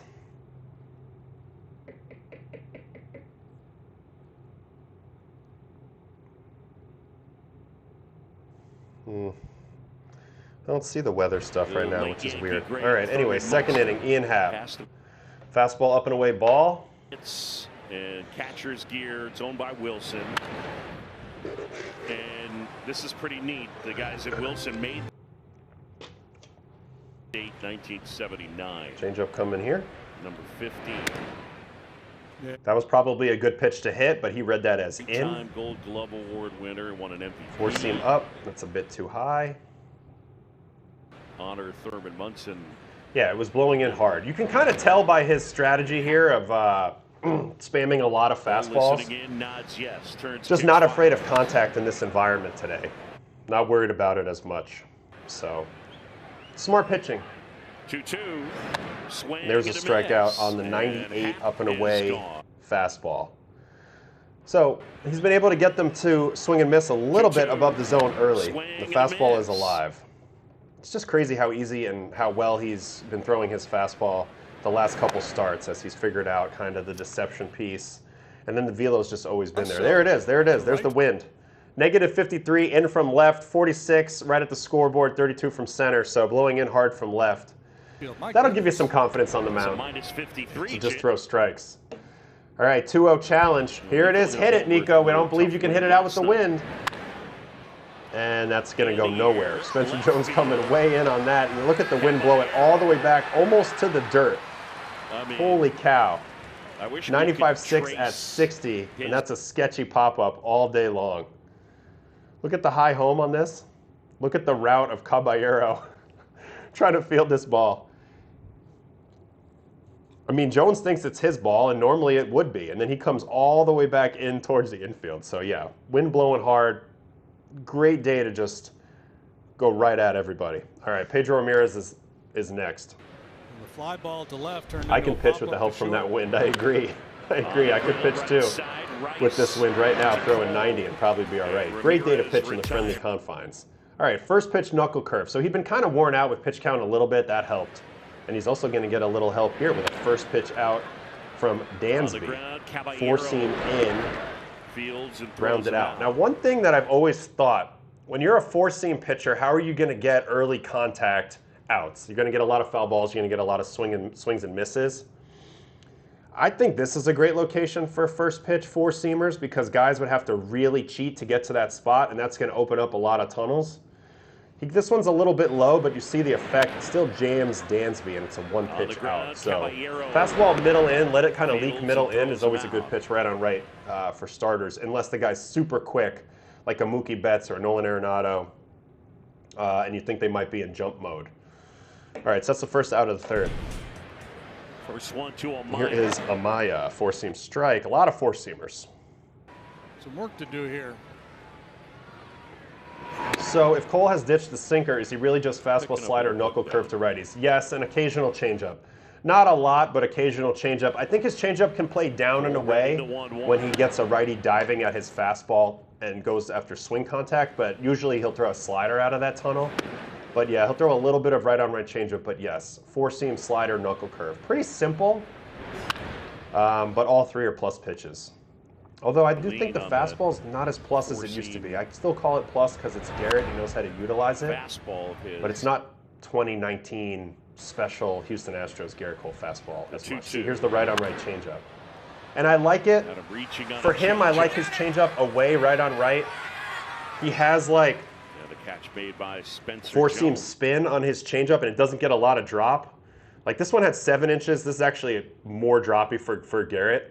But they're going to think they're swinging at a fastball away from them, and guys are going to run out of bat, and they're going to run out of legs. And that's what happens here. It's not like this pitch is super located down, but you see the swing quality by Amaya. He's just so far out in front because you can't identify anything with the pitch, with the spin, or anything out of the hand trajectory, but it's just not the right timing, so you're out front. That's why I like his changeup right on right a little bit. It's particularly away from the righties, whereas if you have a lot of drop and movement on your changeup, I like it into a righty. A little bit of nuance there. All right, PCA again. Great at bat the first time led to a walk. Four-seam down, fouled away. Four-seam coming again. Comes the 0-1. That's a ball. What kind of coffee are you drinking this morning? I just have an iced Americano. I got it downstairs, hotel lobby spot called Railbird Coffee. But earlier today, I went to Arlington Coffee Roasters and got some espresso. So this is like espresso shots 2 and 3 of the day, maybe even 4 and 5 of the day, 3 and 4 of the day. I don't know. Anyway, nice change up there to PCA, gets him out front. Same effect there. So his changeup's not really a swing and miss changeup often. The ones he gets are the ones that run off the corner away or really located down. But it's kind of a Marco Estrada, Lucas Giolito. Get you on the front foot, get you off the end, pop-up type changeup. So nice pitching there, and that's the end of the third inning for Gerrit. And we are on to the fourth. Very strong through the first 3. But also, again, this is an ideal day to pitch in Chicago. So just go right at everybody, and you're going to be okay. And he certainly knows how to do that. Here's Seiya Suzuki. Struck him out with 3 fastballs the first time. Brandon Crawford? Oh, yeah, that's right. His sister. Yeah. Has Spencer Jones become untouchable? No, but I like him. I like him so far. He's got a little bit of defensive value. We know that the power is certainly real. It's been cool to see him get some run. I like Spencer Jones. I'm higher on him than most. I really am. Add in the wind as well in this park. You can up the changeup usage right on right. Great analysis. Yeah, because like his type of four-seam changeup is going to get fly balls. Although it is interesting with the wind blowing in, it's not helping his changeup movement. All that wind blowing in is kind of pushing it a little bit, so it's going to stay a little more up. But it does help your batted balls. Like this ball's smacked, but it's not going out. 107.2 at 20. Doesn't reach the wall, and it was a low liner, so this kind of stayed out of the wind. But you can see how shallow some of these Yankee guys are playing. Grisham is pretty shallow there. He has to turn and go, and he can't make it. That angle did not show that very well, so we're going to watch that again on the broadcast. Good swing here by Seiya on a breaking ball, so maybe he should have just stuck with the fastballs like he did that first at-bat. Anyway, good swing by Seiya, so man on second, no outs. The Yankees have a 2-0 lead at this point. Michael Busch coming up. Jones' 88th percentile sprint speed is not what I expected. This is what I'm saying. He's more than just a power bat. He's a defensive possibility, you know? Ooh, good advice right here. That's like right across from me, the Texas Live spot. Amazing. Maybe I'll take a walk in there. It's a great catch by Elise. So Elise, that's with Seiya at. Is why he's ready to hit right now. Totally. He's like, he wants a shot. I want a little redemption. Even though they are. See, there's that changeup down. That's a good take by Michael Busch, and here comes another changeup. This is going to get them on the board. See, to me, this was a little bit of a poor read, and then a poor execution. Two things to note here for my pitchers at home watching this at-bat play out. All right, let's watch the whole at-bat here again versus Michael Busch. So, starts him with changeup for a strike. That pitch starts in, comes back over the zone. You steal a strike. Now he comes fastball, 99 miles an hour. Up in is the target, gets it to up in, speeds him up. So it makes sense now to maybe go to a changeup away at some point now that you have him sped up and in. They're going to try to go for the up swing through. They got him the first time to strike out, up and away fastball. This time it's a foul ball, so they double reinforce that he needs to speed up. Now they go to the changeup, which makes sense. However, when he throws the changeup, watch how easy the take is. A little redemption, even though they are proved not to. Honestly, it's a good pitch, but he didn't have a tunnel set up for this. All the other pitches he's done throughout this at-bat have been up or started off in. He had nothing selling you down and away to get Michael Busch to swing at this. So it's actually a very comfortable take and a very revealing take. As soon as he makes that take, the way I read it is, he's cut off the bottom of the zone. Anything that comes out of the bottom of the zone, he's not going to swing. Gerrit and Austin do not see that. They decide to double up on the changeup here. And to make matters worse, not only do they double up on a pitch that he's seeing well, they throw it down the middle. So you went from less hittable to more hittable. That's never the direction you want to go as a pitcher. You want to go from more hittable to less hittable as the at-bat goes on. The fact that he had this easy take on the 0-2 changeup just before that told me that throwing another changeup didn't make a lot of sense. So if I were him, I probably would have thrown a different pitch. Nevertheless, it was a good swing by Busch. He did ride out that pitch quite well. And you got to credit him too. But I thought this was a mistake of pitch selection here. And now the Cubs are threatening. So good swing by Busch. Way to kind of wear it out. But I didn't agree with that pitch choice. Anyway, man on first now, 1 run in. And he's going to try to keep it right there. Fastball down to Bregman's strike. Should he have gone with the fastball? I think he could have went back up with the fastball again. I think fastball down and away was a freeze, for sure. After that take on down and away, fastball down and away, he would have frozen. Or he could have went breaking ball. Hadn't shown him a breaking ball yet. So anyway, that was my opinion.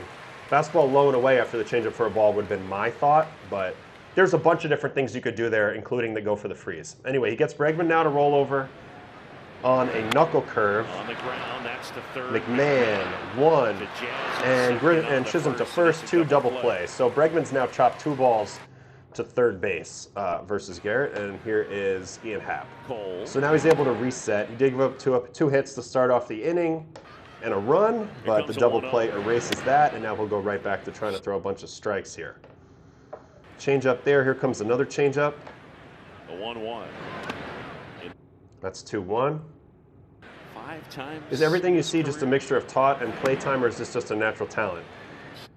No, it's a mixture of experience, understanding the matrix a little bit out there. I'm talking with a million players and just basically being obsessed with baseball for 30 years. Retired.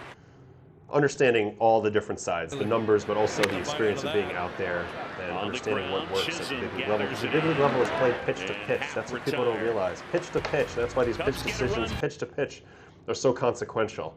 This was a challenge 3-1 heater that Ian Happ wanted to let it rip on, but it's a little below the zone. So Gerrit gets him to swing at a bad pitch, 3-1, gets through the 4th. All right, 5th inning. slider to Nico. Remember, Nico hit that pop-up that ended up staying almost in the infield last time. Here's another challenge heater to Nico. This time he straightens out, little line drive up the middle. Good swing. The leadoff man on. Now to Ramirez. Ramirez at the plate. Shows bunt There's a strike to after the leadoff hit. Does not bunt. That's right there on the corner. Now he's going to swing away. That one sinking, and Grisham makes the catch. Flip back to Wow. first. Man, Grisham with the deke, but then almost gets him. So with the wind playing in, this was a crazy play. Because wind blowing in, you would have thought this ball would die in the outfield for a hit, and that's where Nico gets kind of caught up there as a base runner. Because Grisham, if he fields this ball in a hop and you don't run, he's going to fire it to second for the force out. But if you do run and he catches it, then you're getting double play situation, which is what he had here. But then the throw's just a little bit offline, so they don't get the double play. But you watch Nico, who's the base runner here, and he doesn't know where to go. That was almost a free double play on just a perfectly hit ball for it. So really tough base running decision to make there. All right, Dansby, he grounded out on a first pitch fastball as last time. Now he's going to put a first pitch slider in play this time. This one, center field. Grisham. Hits it up.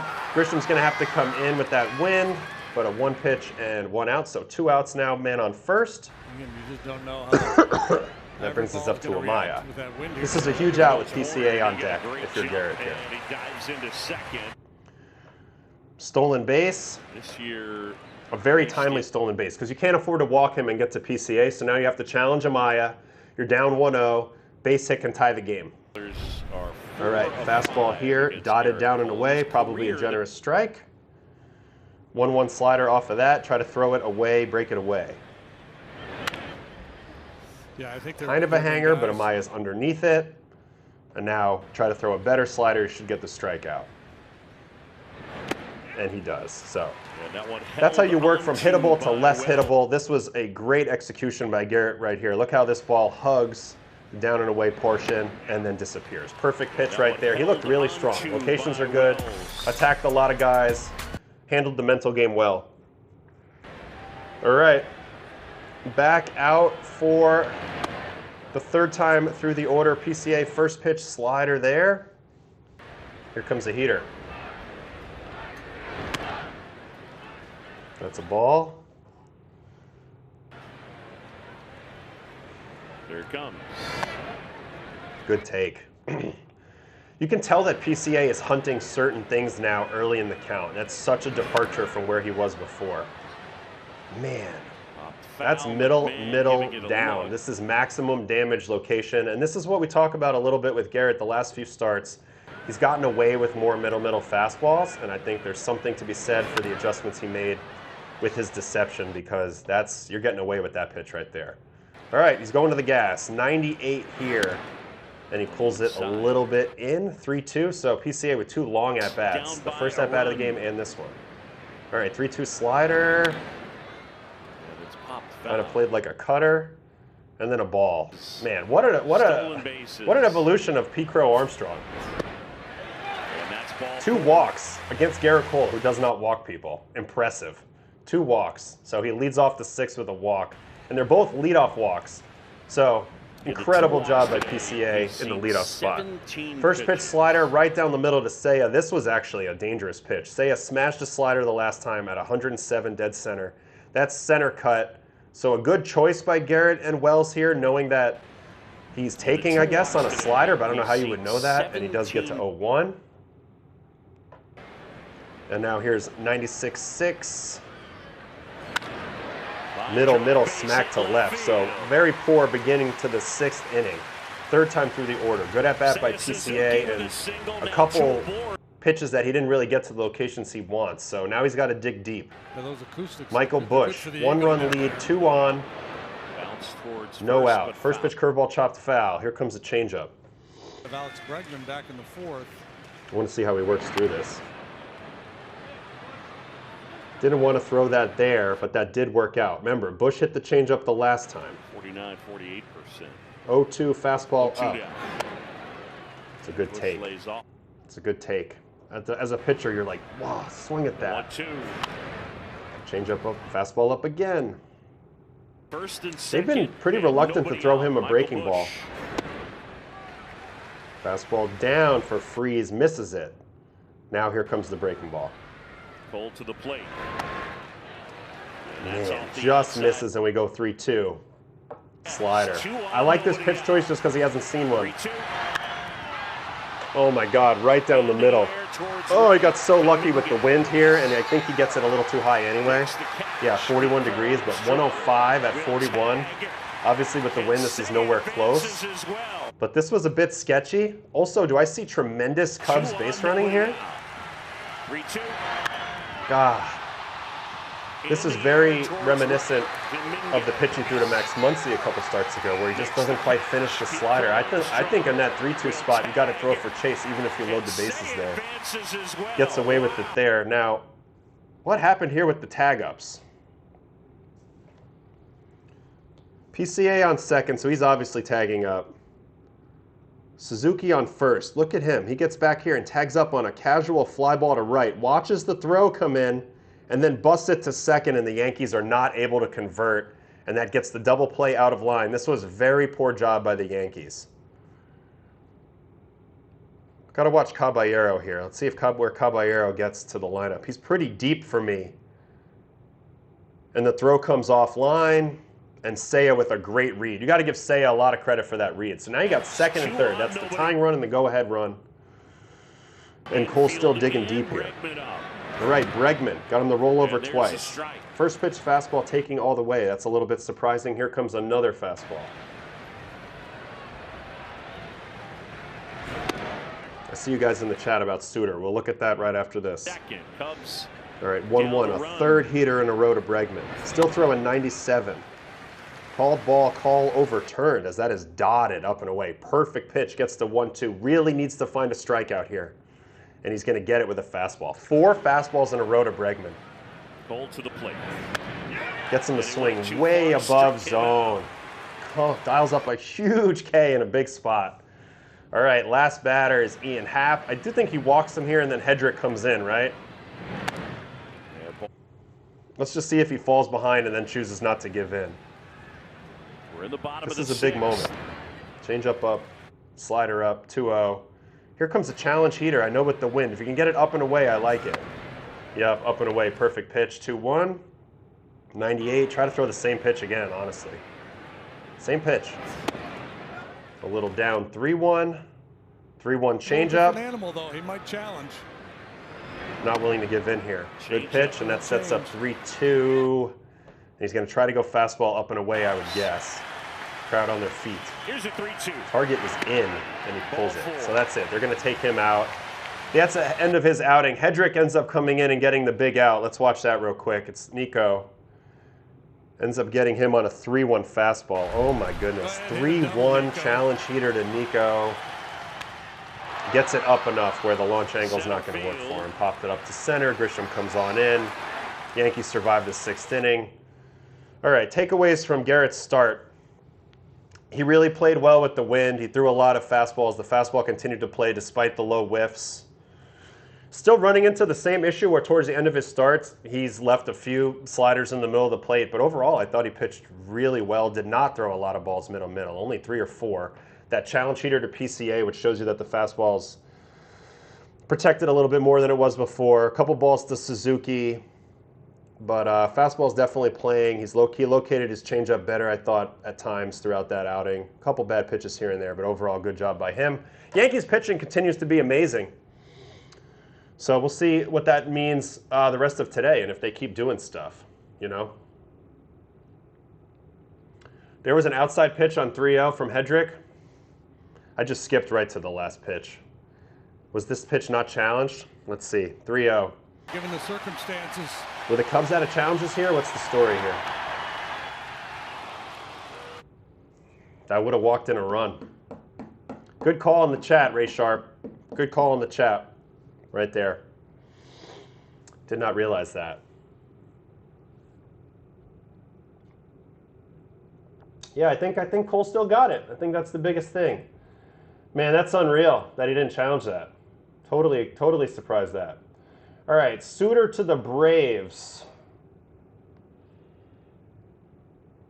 Angels, Braves to swap Brent Suter and Nacho Alvarez Jr. So this is just sort of a low-level trade. There'll be more stuff as the day goes on. We are about, I don't know, what, 4 hours from the deadline, something like that. What kind of year is Suter having this year for the Angels? 41 games, 4.12 ERA, so 63 innings. He's such a useful Swiss Army knife type of pitcher. He can throw a lot of innings. He induces a lot of weak contact. Works super fast. Just a useful guy, useful pitcher. 3.65 FIP this year, having one of his better years. Not going to strike out a ton, not going to walk a ton. Going to match up well in certain matchups. Let's see what Suter's savant's looking like this year. It's usually not that great because he's not a strikeout guy generally, but this is pretty good. Low walks, low barrels, low hard hit, tons of grounders, and you see why the fastball plays up even at 88 miles an hour because he has 99th percentile extension. It's a very funky delivery. Interesting move. Braves adding in more and more pitching to their team, and I think they needed to do that in any way possible. As for Nacho, shortstop going the other way, 23 years old. They obviously don't believe him as a shortstop of the future. Angels kind of collecting some young shortstop guys. Namala as well as Alvarez here. This was his year. Got some time with the Braves. 208 plate appearances, 2 home runs, 234, 296, 336, 26 OPS. Is he still rated as a prospect?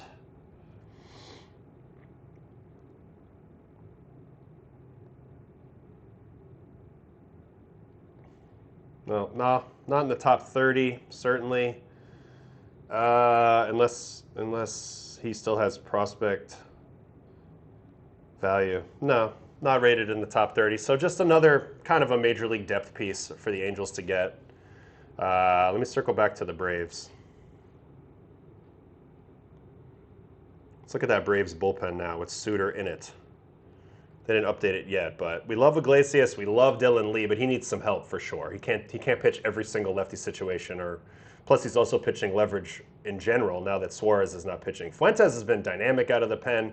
Kinley's a righty matchup guy, slider monster. Well, a little lefty too, but slider monster.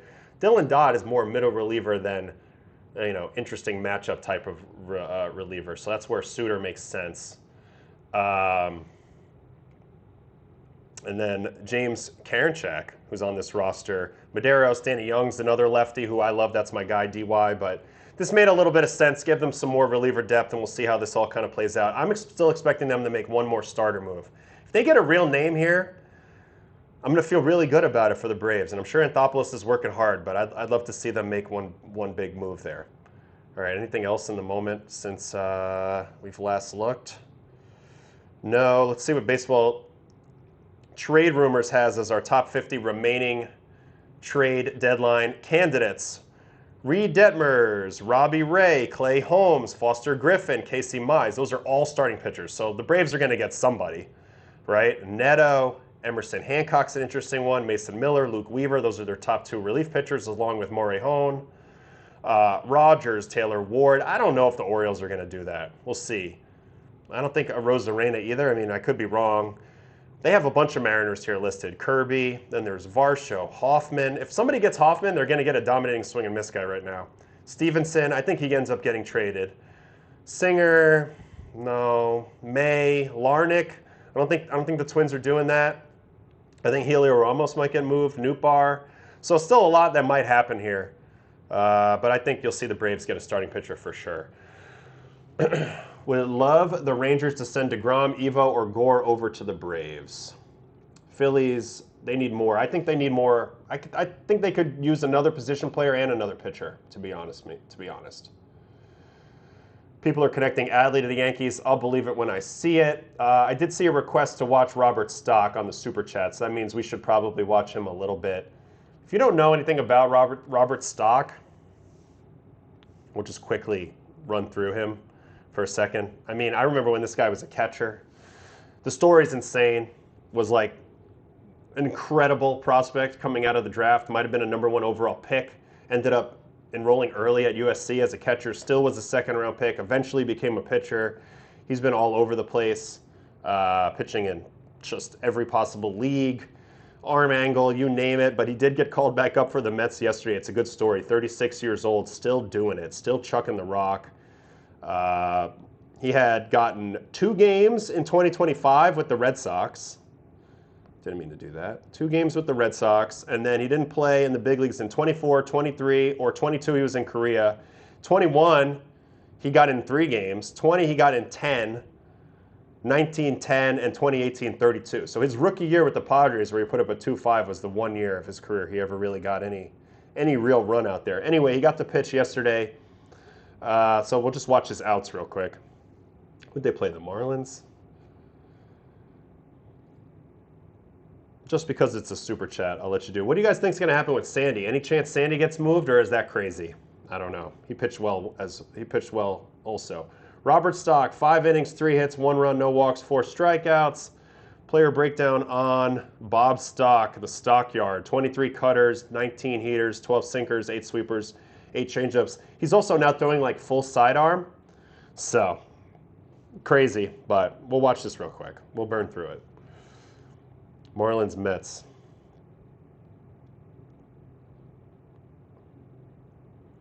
All right, Bob Stock.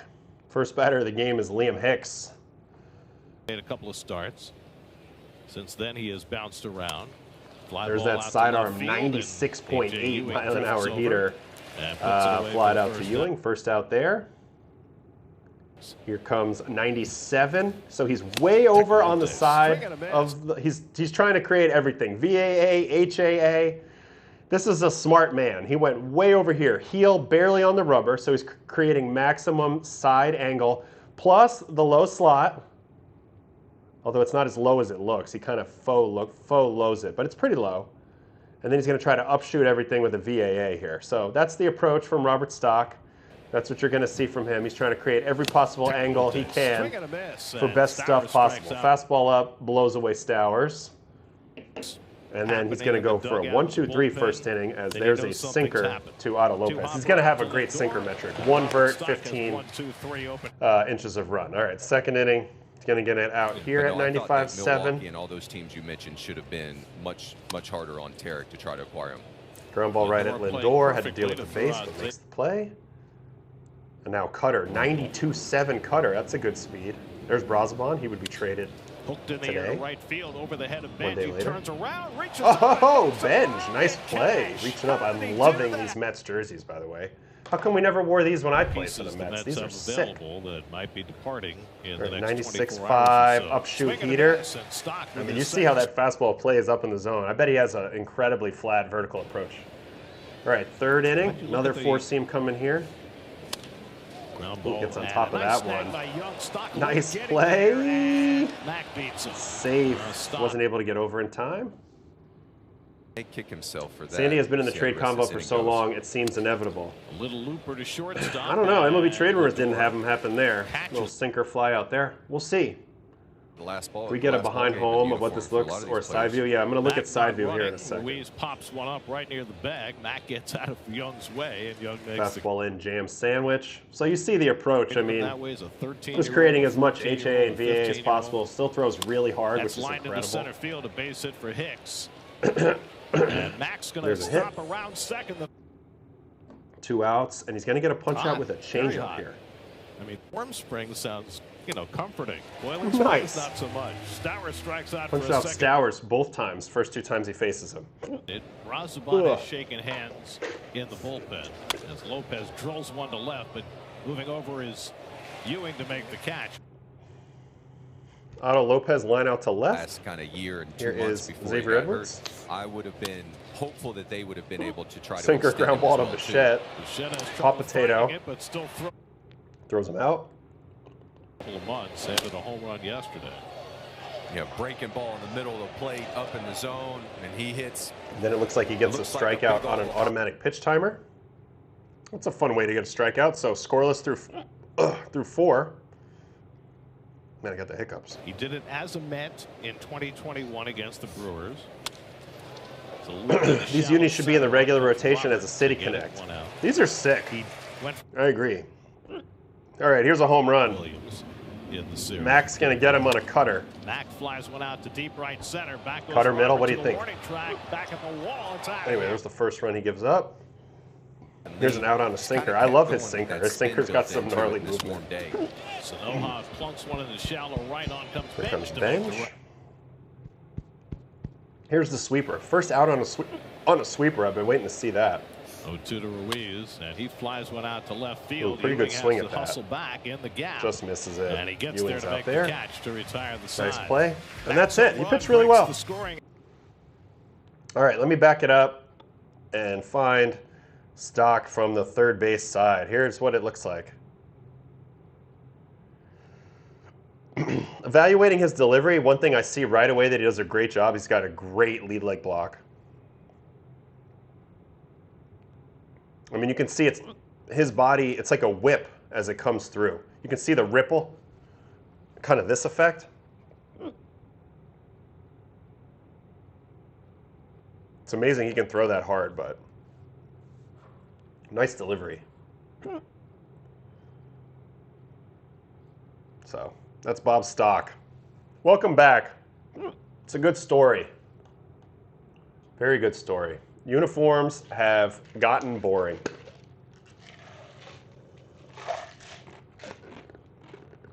Don't necessarily disagree with you there. All right, so all we've really watched is Cole and now Robert's stock. There were so many guys on the coffee cups yesterday, particularly pitchers. Yeah, Freeland's complete game. Gavin Williams, we just watched him. The Miz, we've been watching him a lot.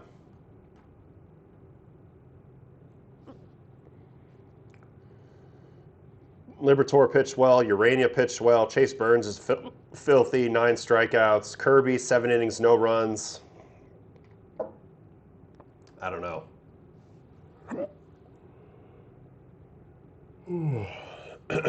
Would Evo waive his no-trade clause to come back to Boston? I have no way of knowing that, but I think he's probably pretty happy here, being that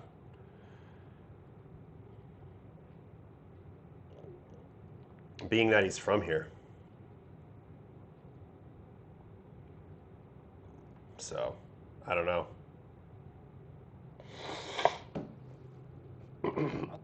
I watched Urania recently. Kirby, 7 shutout. Maybe we should watch Kirby. It's been a long time since we watched him. Do you think Gavin can be a Cy Young convo? That's a good question, Carl. Man, I gotta kill my hiccups somehow. He didn't have the best start to the season, but he's been coming on like gangbusters. So, leading the league in innings and strikeouts. 178 strikeouts, 139 innings. He's going to have to get in the convo with Schlittler and Cease. He's definitely in the convo, Carl. I agree. If he keeps burning the way he's been burning, he's going to have a shot. I'm not going to watch him today because we just watched him, and I guarantee you it's just a ton of sweepers and curveballs, which we've been seeing. But here's his season this year: 2.35 in the first month, 3.55 in the second, 6.04 in June, and then a 3.41 in July, and now we're into August. But look at the last 3 starts. Last 3 starts are insane. 7 innings, no runs, 11 strikeouts versus Minnesota. 7 innings, 12 strikeouts, 2 runs versus Cincy, which we just watched. And then this one yesterday. 5 2/3, 1 hit, 1 walk, 10 strikeouts versus the Diamondbacks. So last 3 starts, he has 2 walks and 33 strikeouts. 2 walks, 33 strikeouts, last 3 starts. If he keeps pitching anywhere close to that, he will definitely be in the Cy Young conversation. All right, let's look at George Kirby. Sorry about the hiccups. They're brutal right now.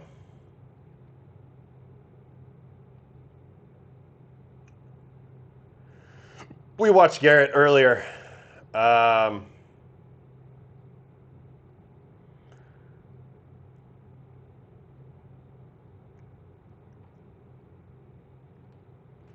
This one, my baseball and coffee sorter.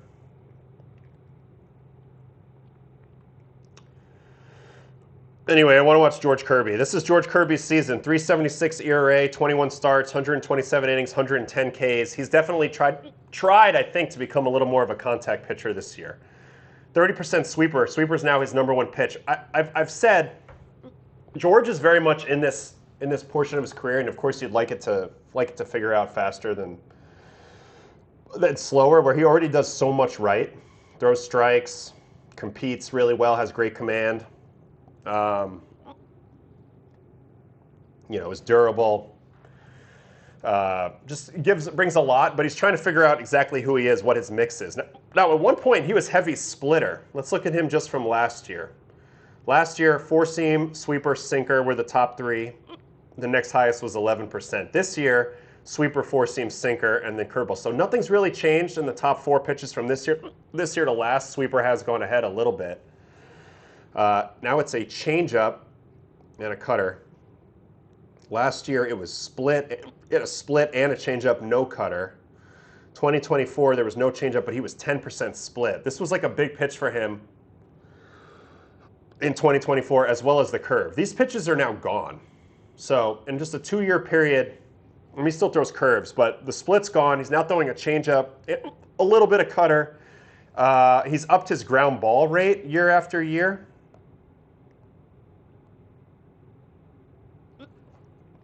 This is his career high in ground ball rate, 70th percentile. But he's allowed more hard contact. So I don't know. It's just been a weird year for him, but I'm still very, very high on him, and I just think he's trying to figure out his formula. But I am curious what he looked like in yesterday's start since he pitched so well. 7 scoreless, and let's call it what it is. I mean, they're saying they might trade him, and I don't really like that.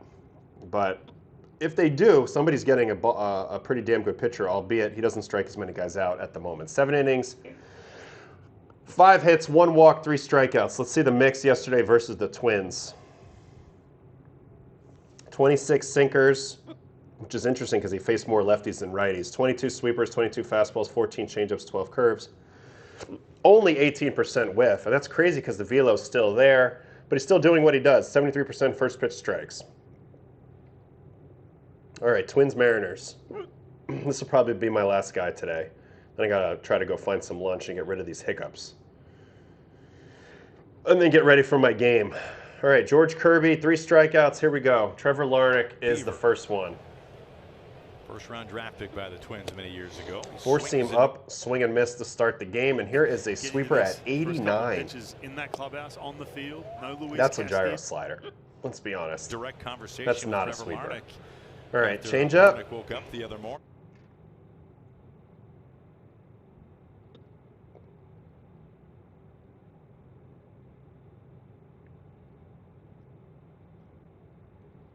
Definitely a kick change.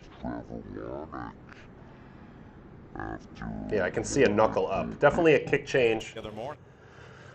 Away from the splitter, onto the kick change. Here's another one. We still love you. That's a called strike for the first strikeout of the game. So he only gets 3, but he strikes the first batter out. All right, here's Ryan Jeffers. Everybody had this guy in the Yankees a month ago, but I'm not so sure now. So 4-seam up, here comes the sinker. Well, we showed in the open that game, he pitched against the Blue Jays. Appreciate you calling me a good dude. Thanks on that. They went double down on the pitching. 90-mile-an-hour breaking ball away. I don't think that's really a sweeper. I know they're calling it one, but I don't know. There's 99-3 backdoor sinker attempt. Here's 98-3. And it's a base hit. Good swing there from Jeffers. He's just a good hitter. Josh Bell. Good approach there. Knuckle curve to Josh Bell. He pops that up weak to left. Randy is there for that. And now here is Clemens, who's been pretty damn good for the Twins. 98 in. I got some hiccup. Not sure how easy it'll be in a hotel to put a paper cup over a cup of water and suck the water. Oh, it's killing me.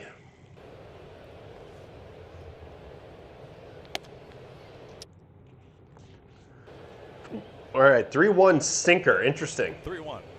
He's been going to this a lot, even right on left this year. I think that's probably why he's getting a little bit less strikeout rate, maybe? Because that's not designed to get a swing and miss. All right, second inning.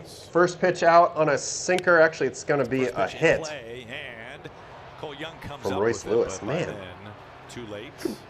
So a first pitch infield hit. How did the shortstop not get to this? This Emerson here, or who is this at short?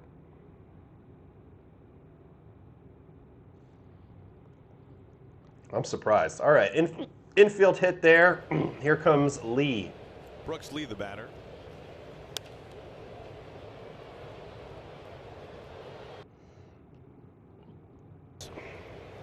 There's some all right, front door sinker coming here. That's a ball. I don't like front door sinkers in the mid count. I like it for a first pitch or for a kill pitch for the you want to save it for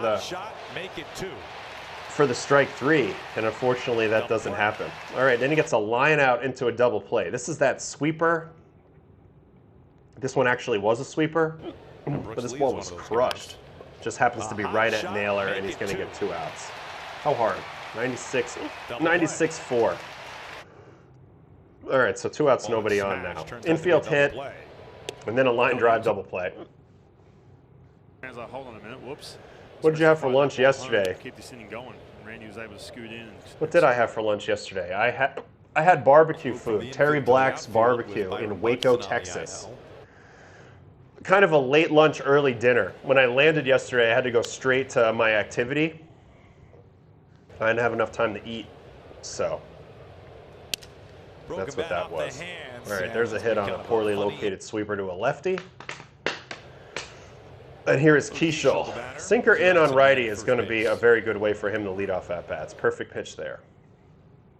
We'll see. Is Brooks really good? Yeah. Yes. Very good. Great pickup for the Phillies, in my opinion.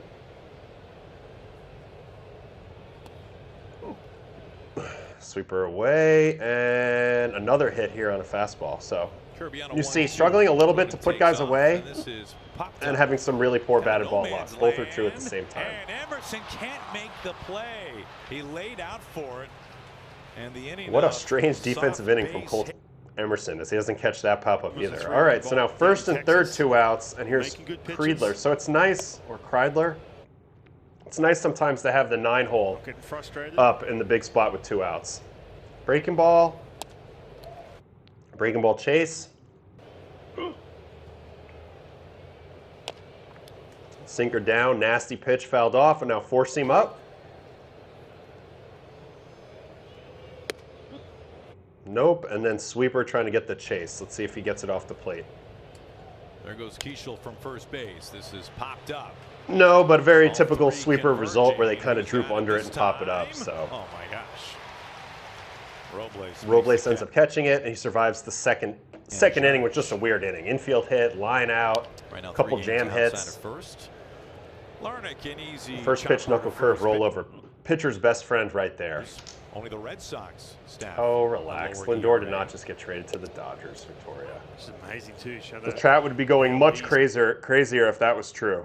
He's going to come back, but doing it with... And that, by the way, they traded away Connolly early. Knuckle curve down.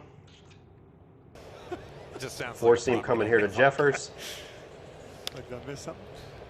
I mean, he sounds like a very good pitch there. 4-seam still playing, up in zone. Robles has got this one. From Chicago. It's going to be a very quick inning here. Still here at the ballpark today.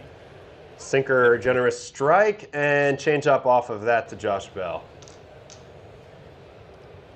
Not true, hoping that scared the hiccups out of you. I appreciate the effort, but it's not working. I've had these since yesterday. I don't know what is going on. Anyway, good change up there. Easy third inning, and now we're back up to Clemens.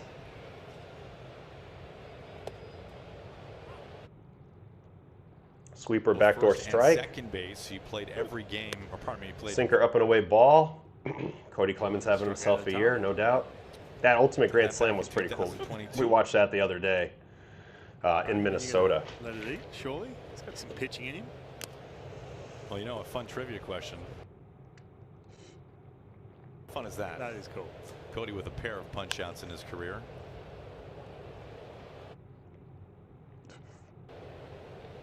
By the way, too, Cody starts with a K. Haven't figured that out. I said, hang on, everyone's name starts with a K. Why is that? He looked at me like I had two heads. I was like, oh, I get it.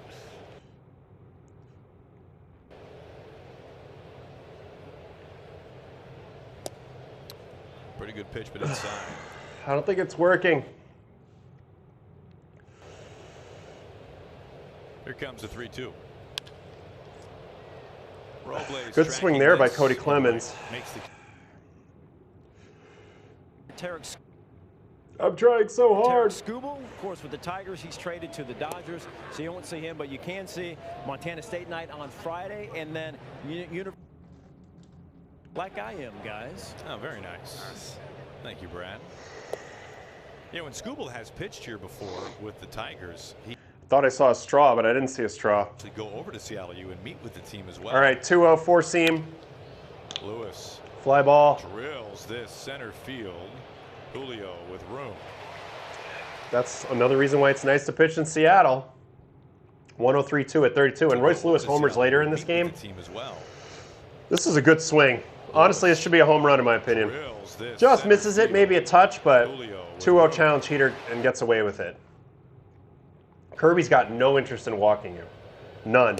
He'd much rather give up a home run.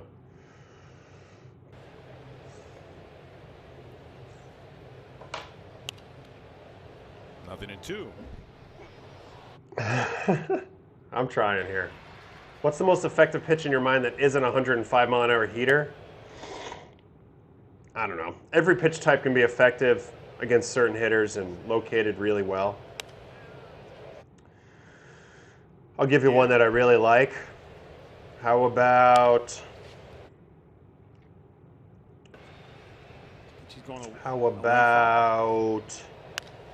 Trying to think of one I really like. How about Gavin Williams' breaking balls? Both of them. The sweeper and the curveball. Bangers. Waits for it. Pop up with a sinker up. Yeah, I think people are a lot smarter now. Barbecue food, man. But you know what? I haven't had a hiccup in a few minutes, although I don't think I'm totally out of the woods yet. I had to a D-backs game. Randy Johnson's going to be sitting behind the All right, plate. here's Roden. Alan Roden. Right, Allen, right? Yeah, Allen. Next pitch, number 60 on the day.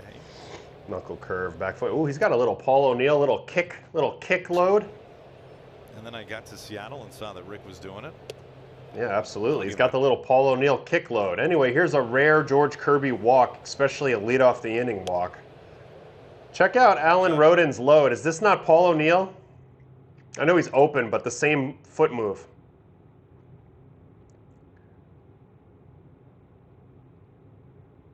Is that not Paulie? Is that not Paulie, the Warrior O'Neill right there? All right, so leadoff walk, very uncharacteristic from George. And now here is Keishel. Alan Roden, the not-so-amateur astrophysicist, yes. And then eventually got the hang of it. Yeah, so I think I'm going to have Skeens' next start. I think his mechanical timing is off. I actually talked a lot with Henry Davis and some other people about Skeens a little bit. And I think that's affecting his velo a little bit. And I think his breaking pitches have just not been consistent the whole year. If you look under the hood, he's still really good. I know that the lack of velo has affected some of his stuff plus numbers. So I'm both like, I both think he has stuff to work on and that he can get better again, but I also am not nearly as panicked as the internet is about Skeens' velocity. I don't think it's that big a deal. And it's not that big a deal overall, but because I think he can fix it. But it's hard to fix midstream. Anyway, there's a fly out on a breaking ball. And here is Kreidler, 9 hole. Sinker in, looking for a double play ball here, right? Yep, looking for a double play ball here. That was awesome. Is that right? Yeah, I do remember. Can Roden kick the ball from the outfield, though? Good point. Good point. That's a famous Paul O'Neill. Go to the sweeper, come right back to the sinker, try to get a double play. That's what you're trying to do in this spot. Ooh, a little check swing strike, and now they'll go up the ladder with 4 seams. Keeping score. I absolutely could not talk. Thoughts on the Skubal trade? I just thought that more teams could have been in on it. It's a bummer that the Dodgers end up with the best guy at the deadline. But good on them. I just thought other teams. I thought other teams could have done that trade. This is another pitch given a little bit of a ride here. Does get under it, and he's benefiting a little bit from that deep outfield. But That's the second or third warning track fly out. I don't know. I just thought also if you are the Tigers, why not make them sweat it out? See if they won't add to the trade discussion throughout the day today. See if you can't extract more value out. That's probably my approach, and that's what we've been saying the whole time with the Skubal trade. Who are the Rockies trading today? You know, I don't really know. Maybe Senzatella could be the time. Maybe Lorenzen. I know he's not having a good year, but he's got experience doing multi-roles. So I don't know. There's a good changeup. That's, I think, he's only his second strikeout of the day. They've both been on changeups. This is a good chase changeup right here. Good job here by Kirby, and he's through 5. So definitely benefited from some batted ball luck, though, in terms of some of those deep balls. The Lewis one and that last one out into deep center. But I don't know. You see the mix. Definitely playing more of a contact game. He's tweaked his breaking balls quite a bit. That's a very hard sweeper. When he gets it to -10 or -11, it's a good pitch. Ditched the split for the kick change. So, I don't know. I think he's still just trying to figure out what the optimal version of his mix is. Josh Bell, the batter, 1 out. But the reason why I like George so much is because his execution level is very high. Still has a ton of velocity. And it's a historically low walk rate. So that makes his floor very high. Teams are too smart about years of control. It's killed the fun on deadline day. That's true. All the old dumb GMs that used to do crazy stuff, just cowboy random stuff, used to make deadline day a lot more fun. But I think we'll still get some more good action. I think we'll have some interesting deals made in the next several hours. All right, here's Clemens after that single. 1-0 changeup, chopped foul, and then a 4-seam coming here.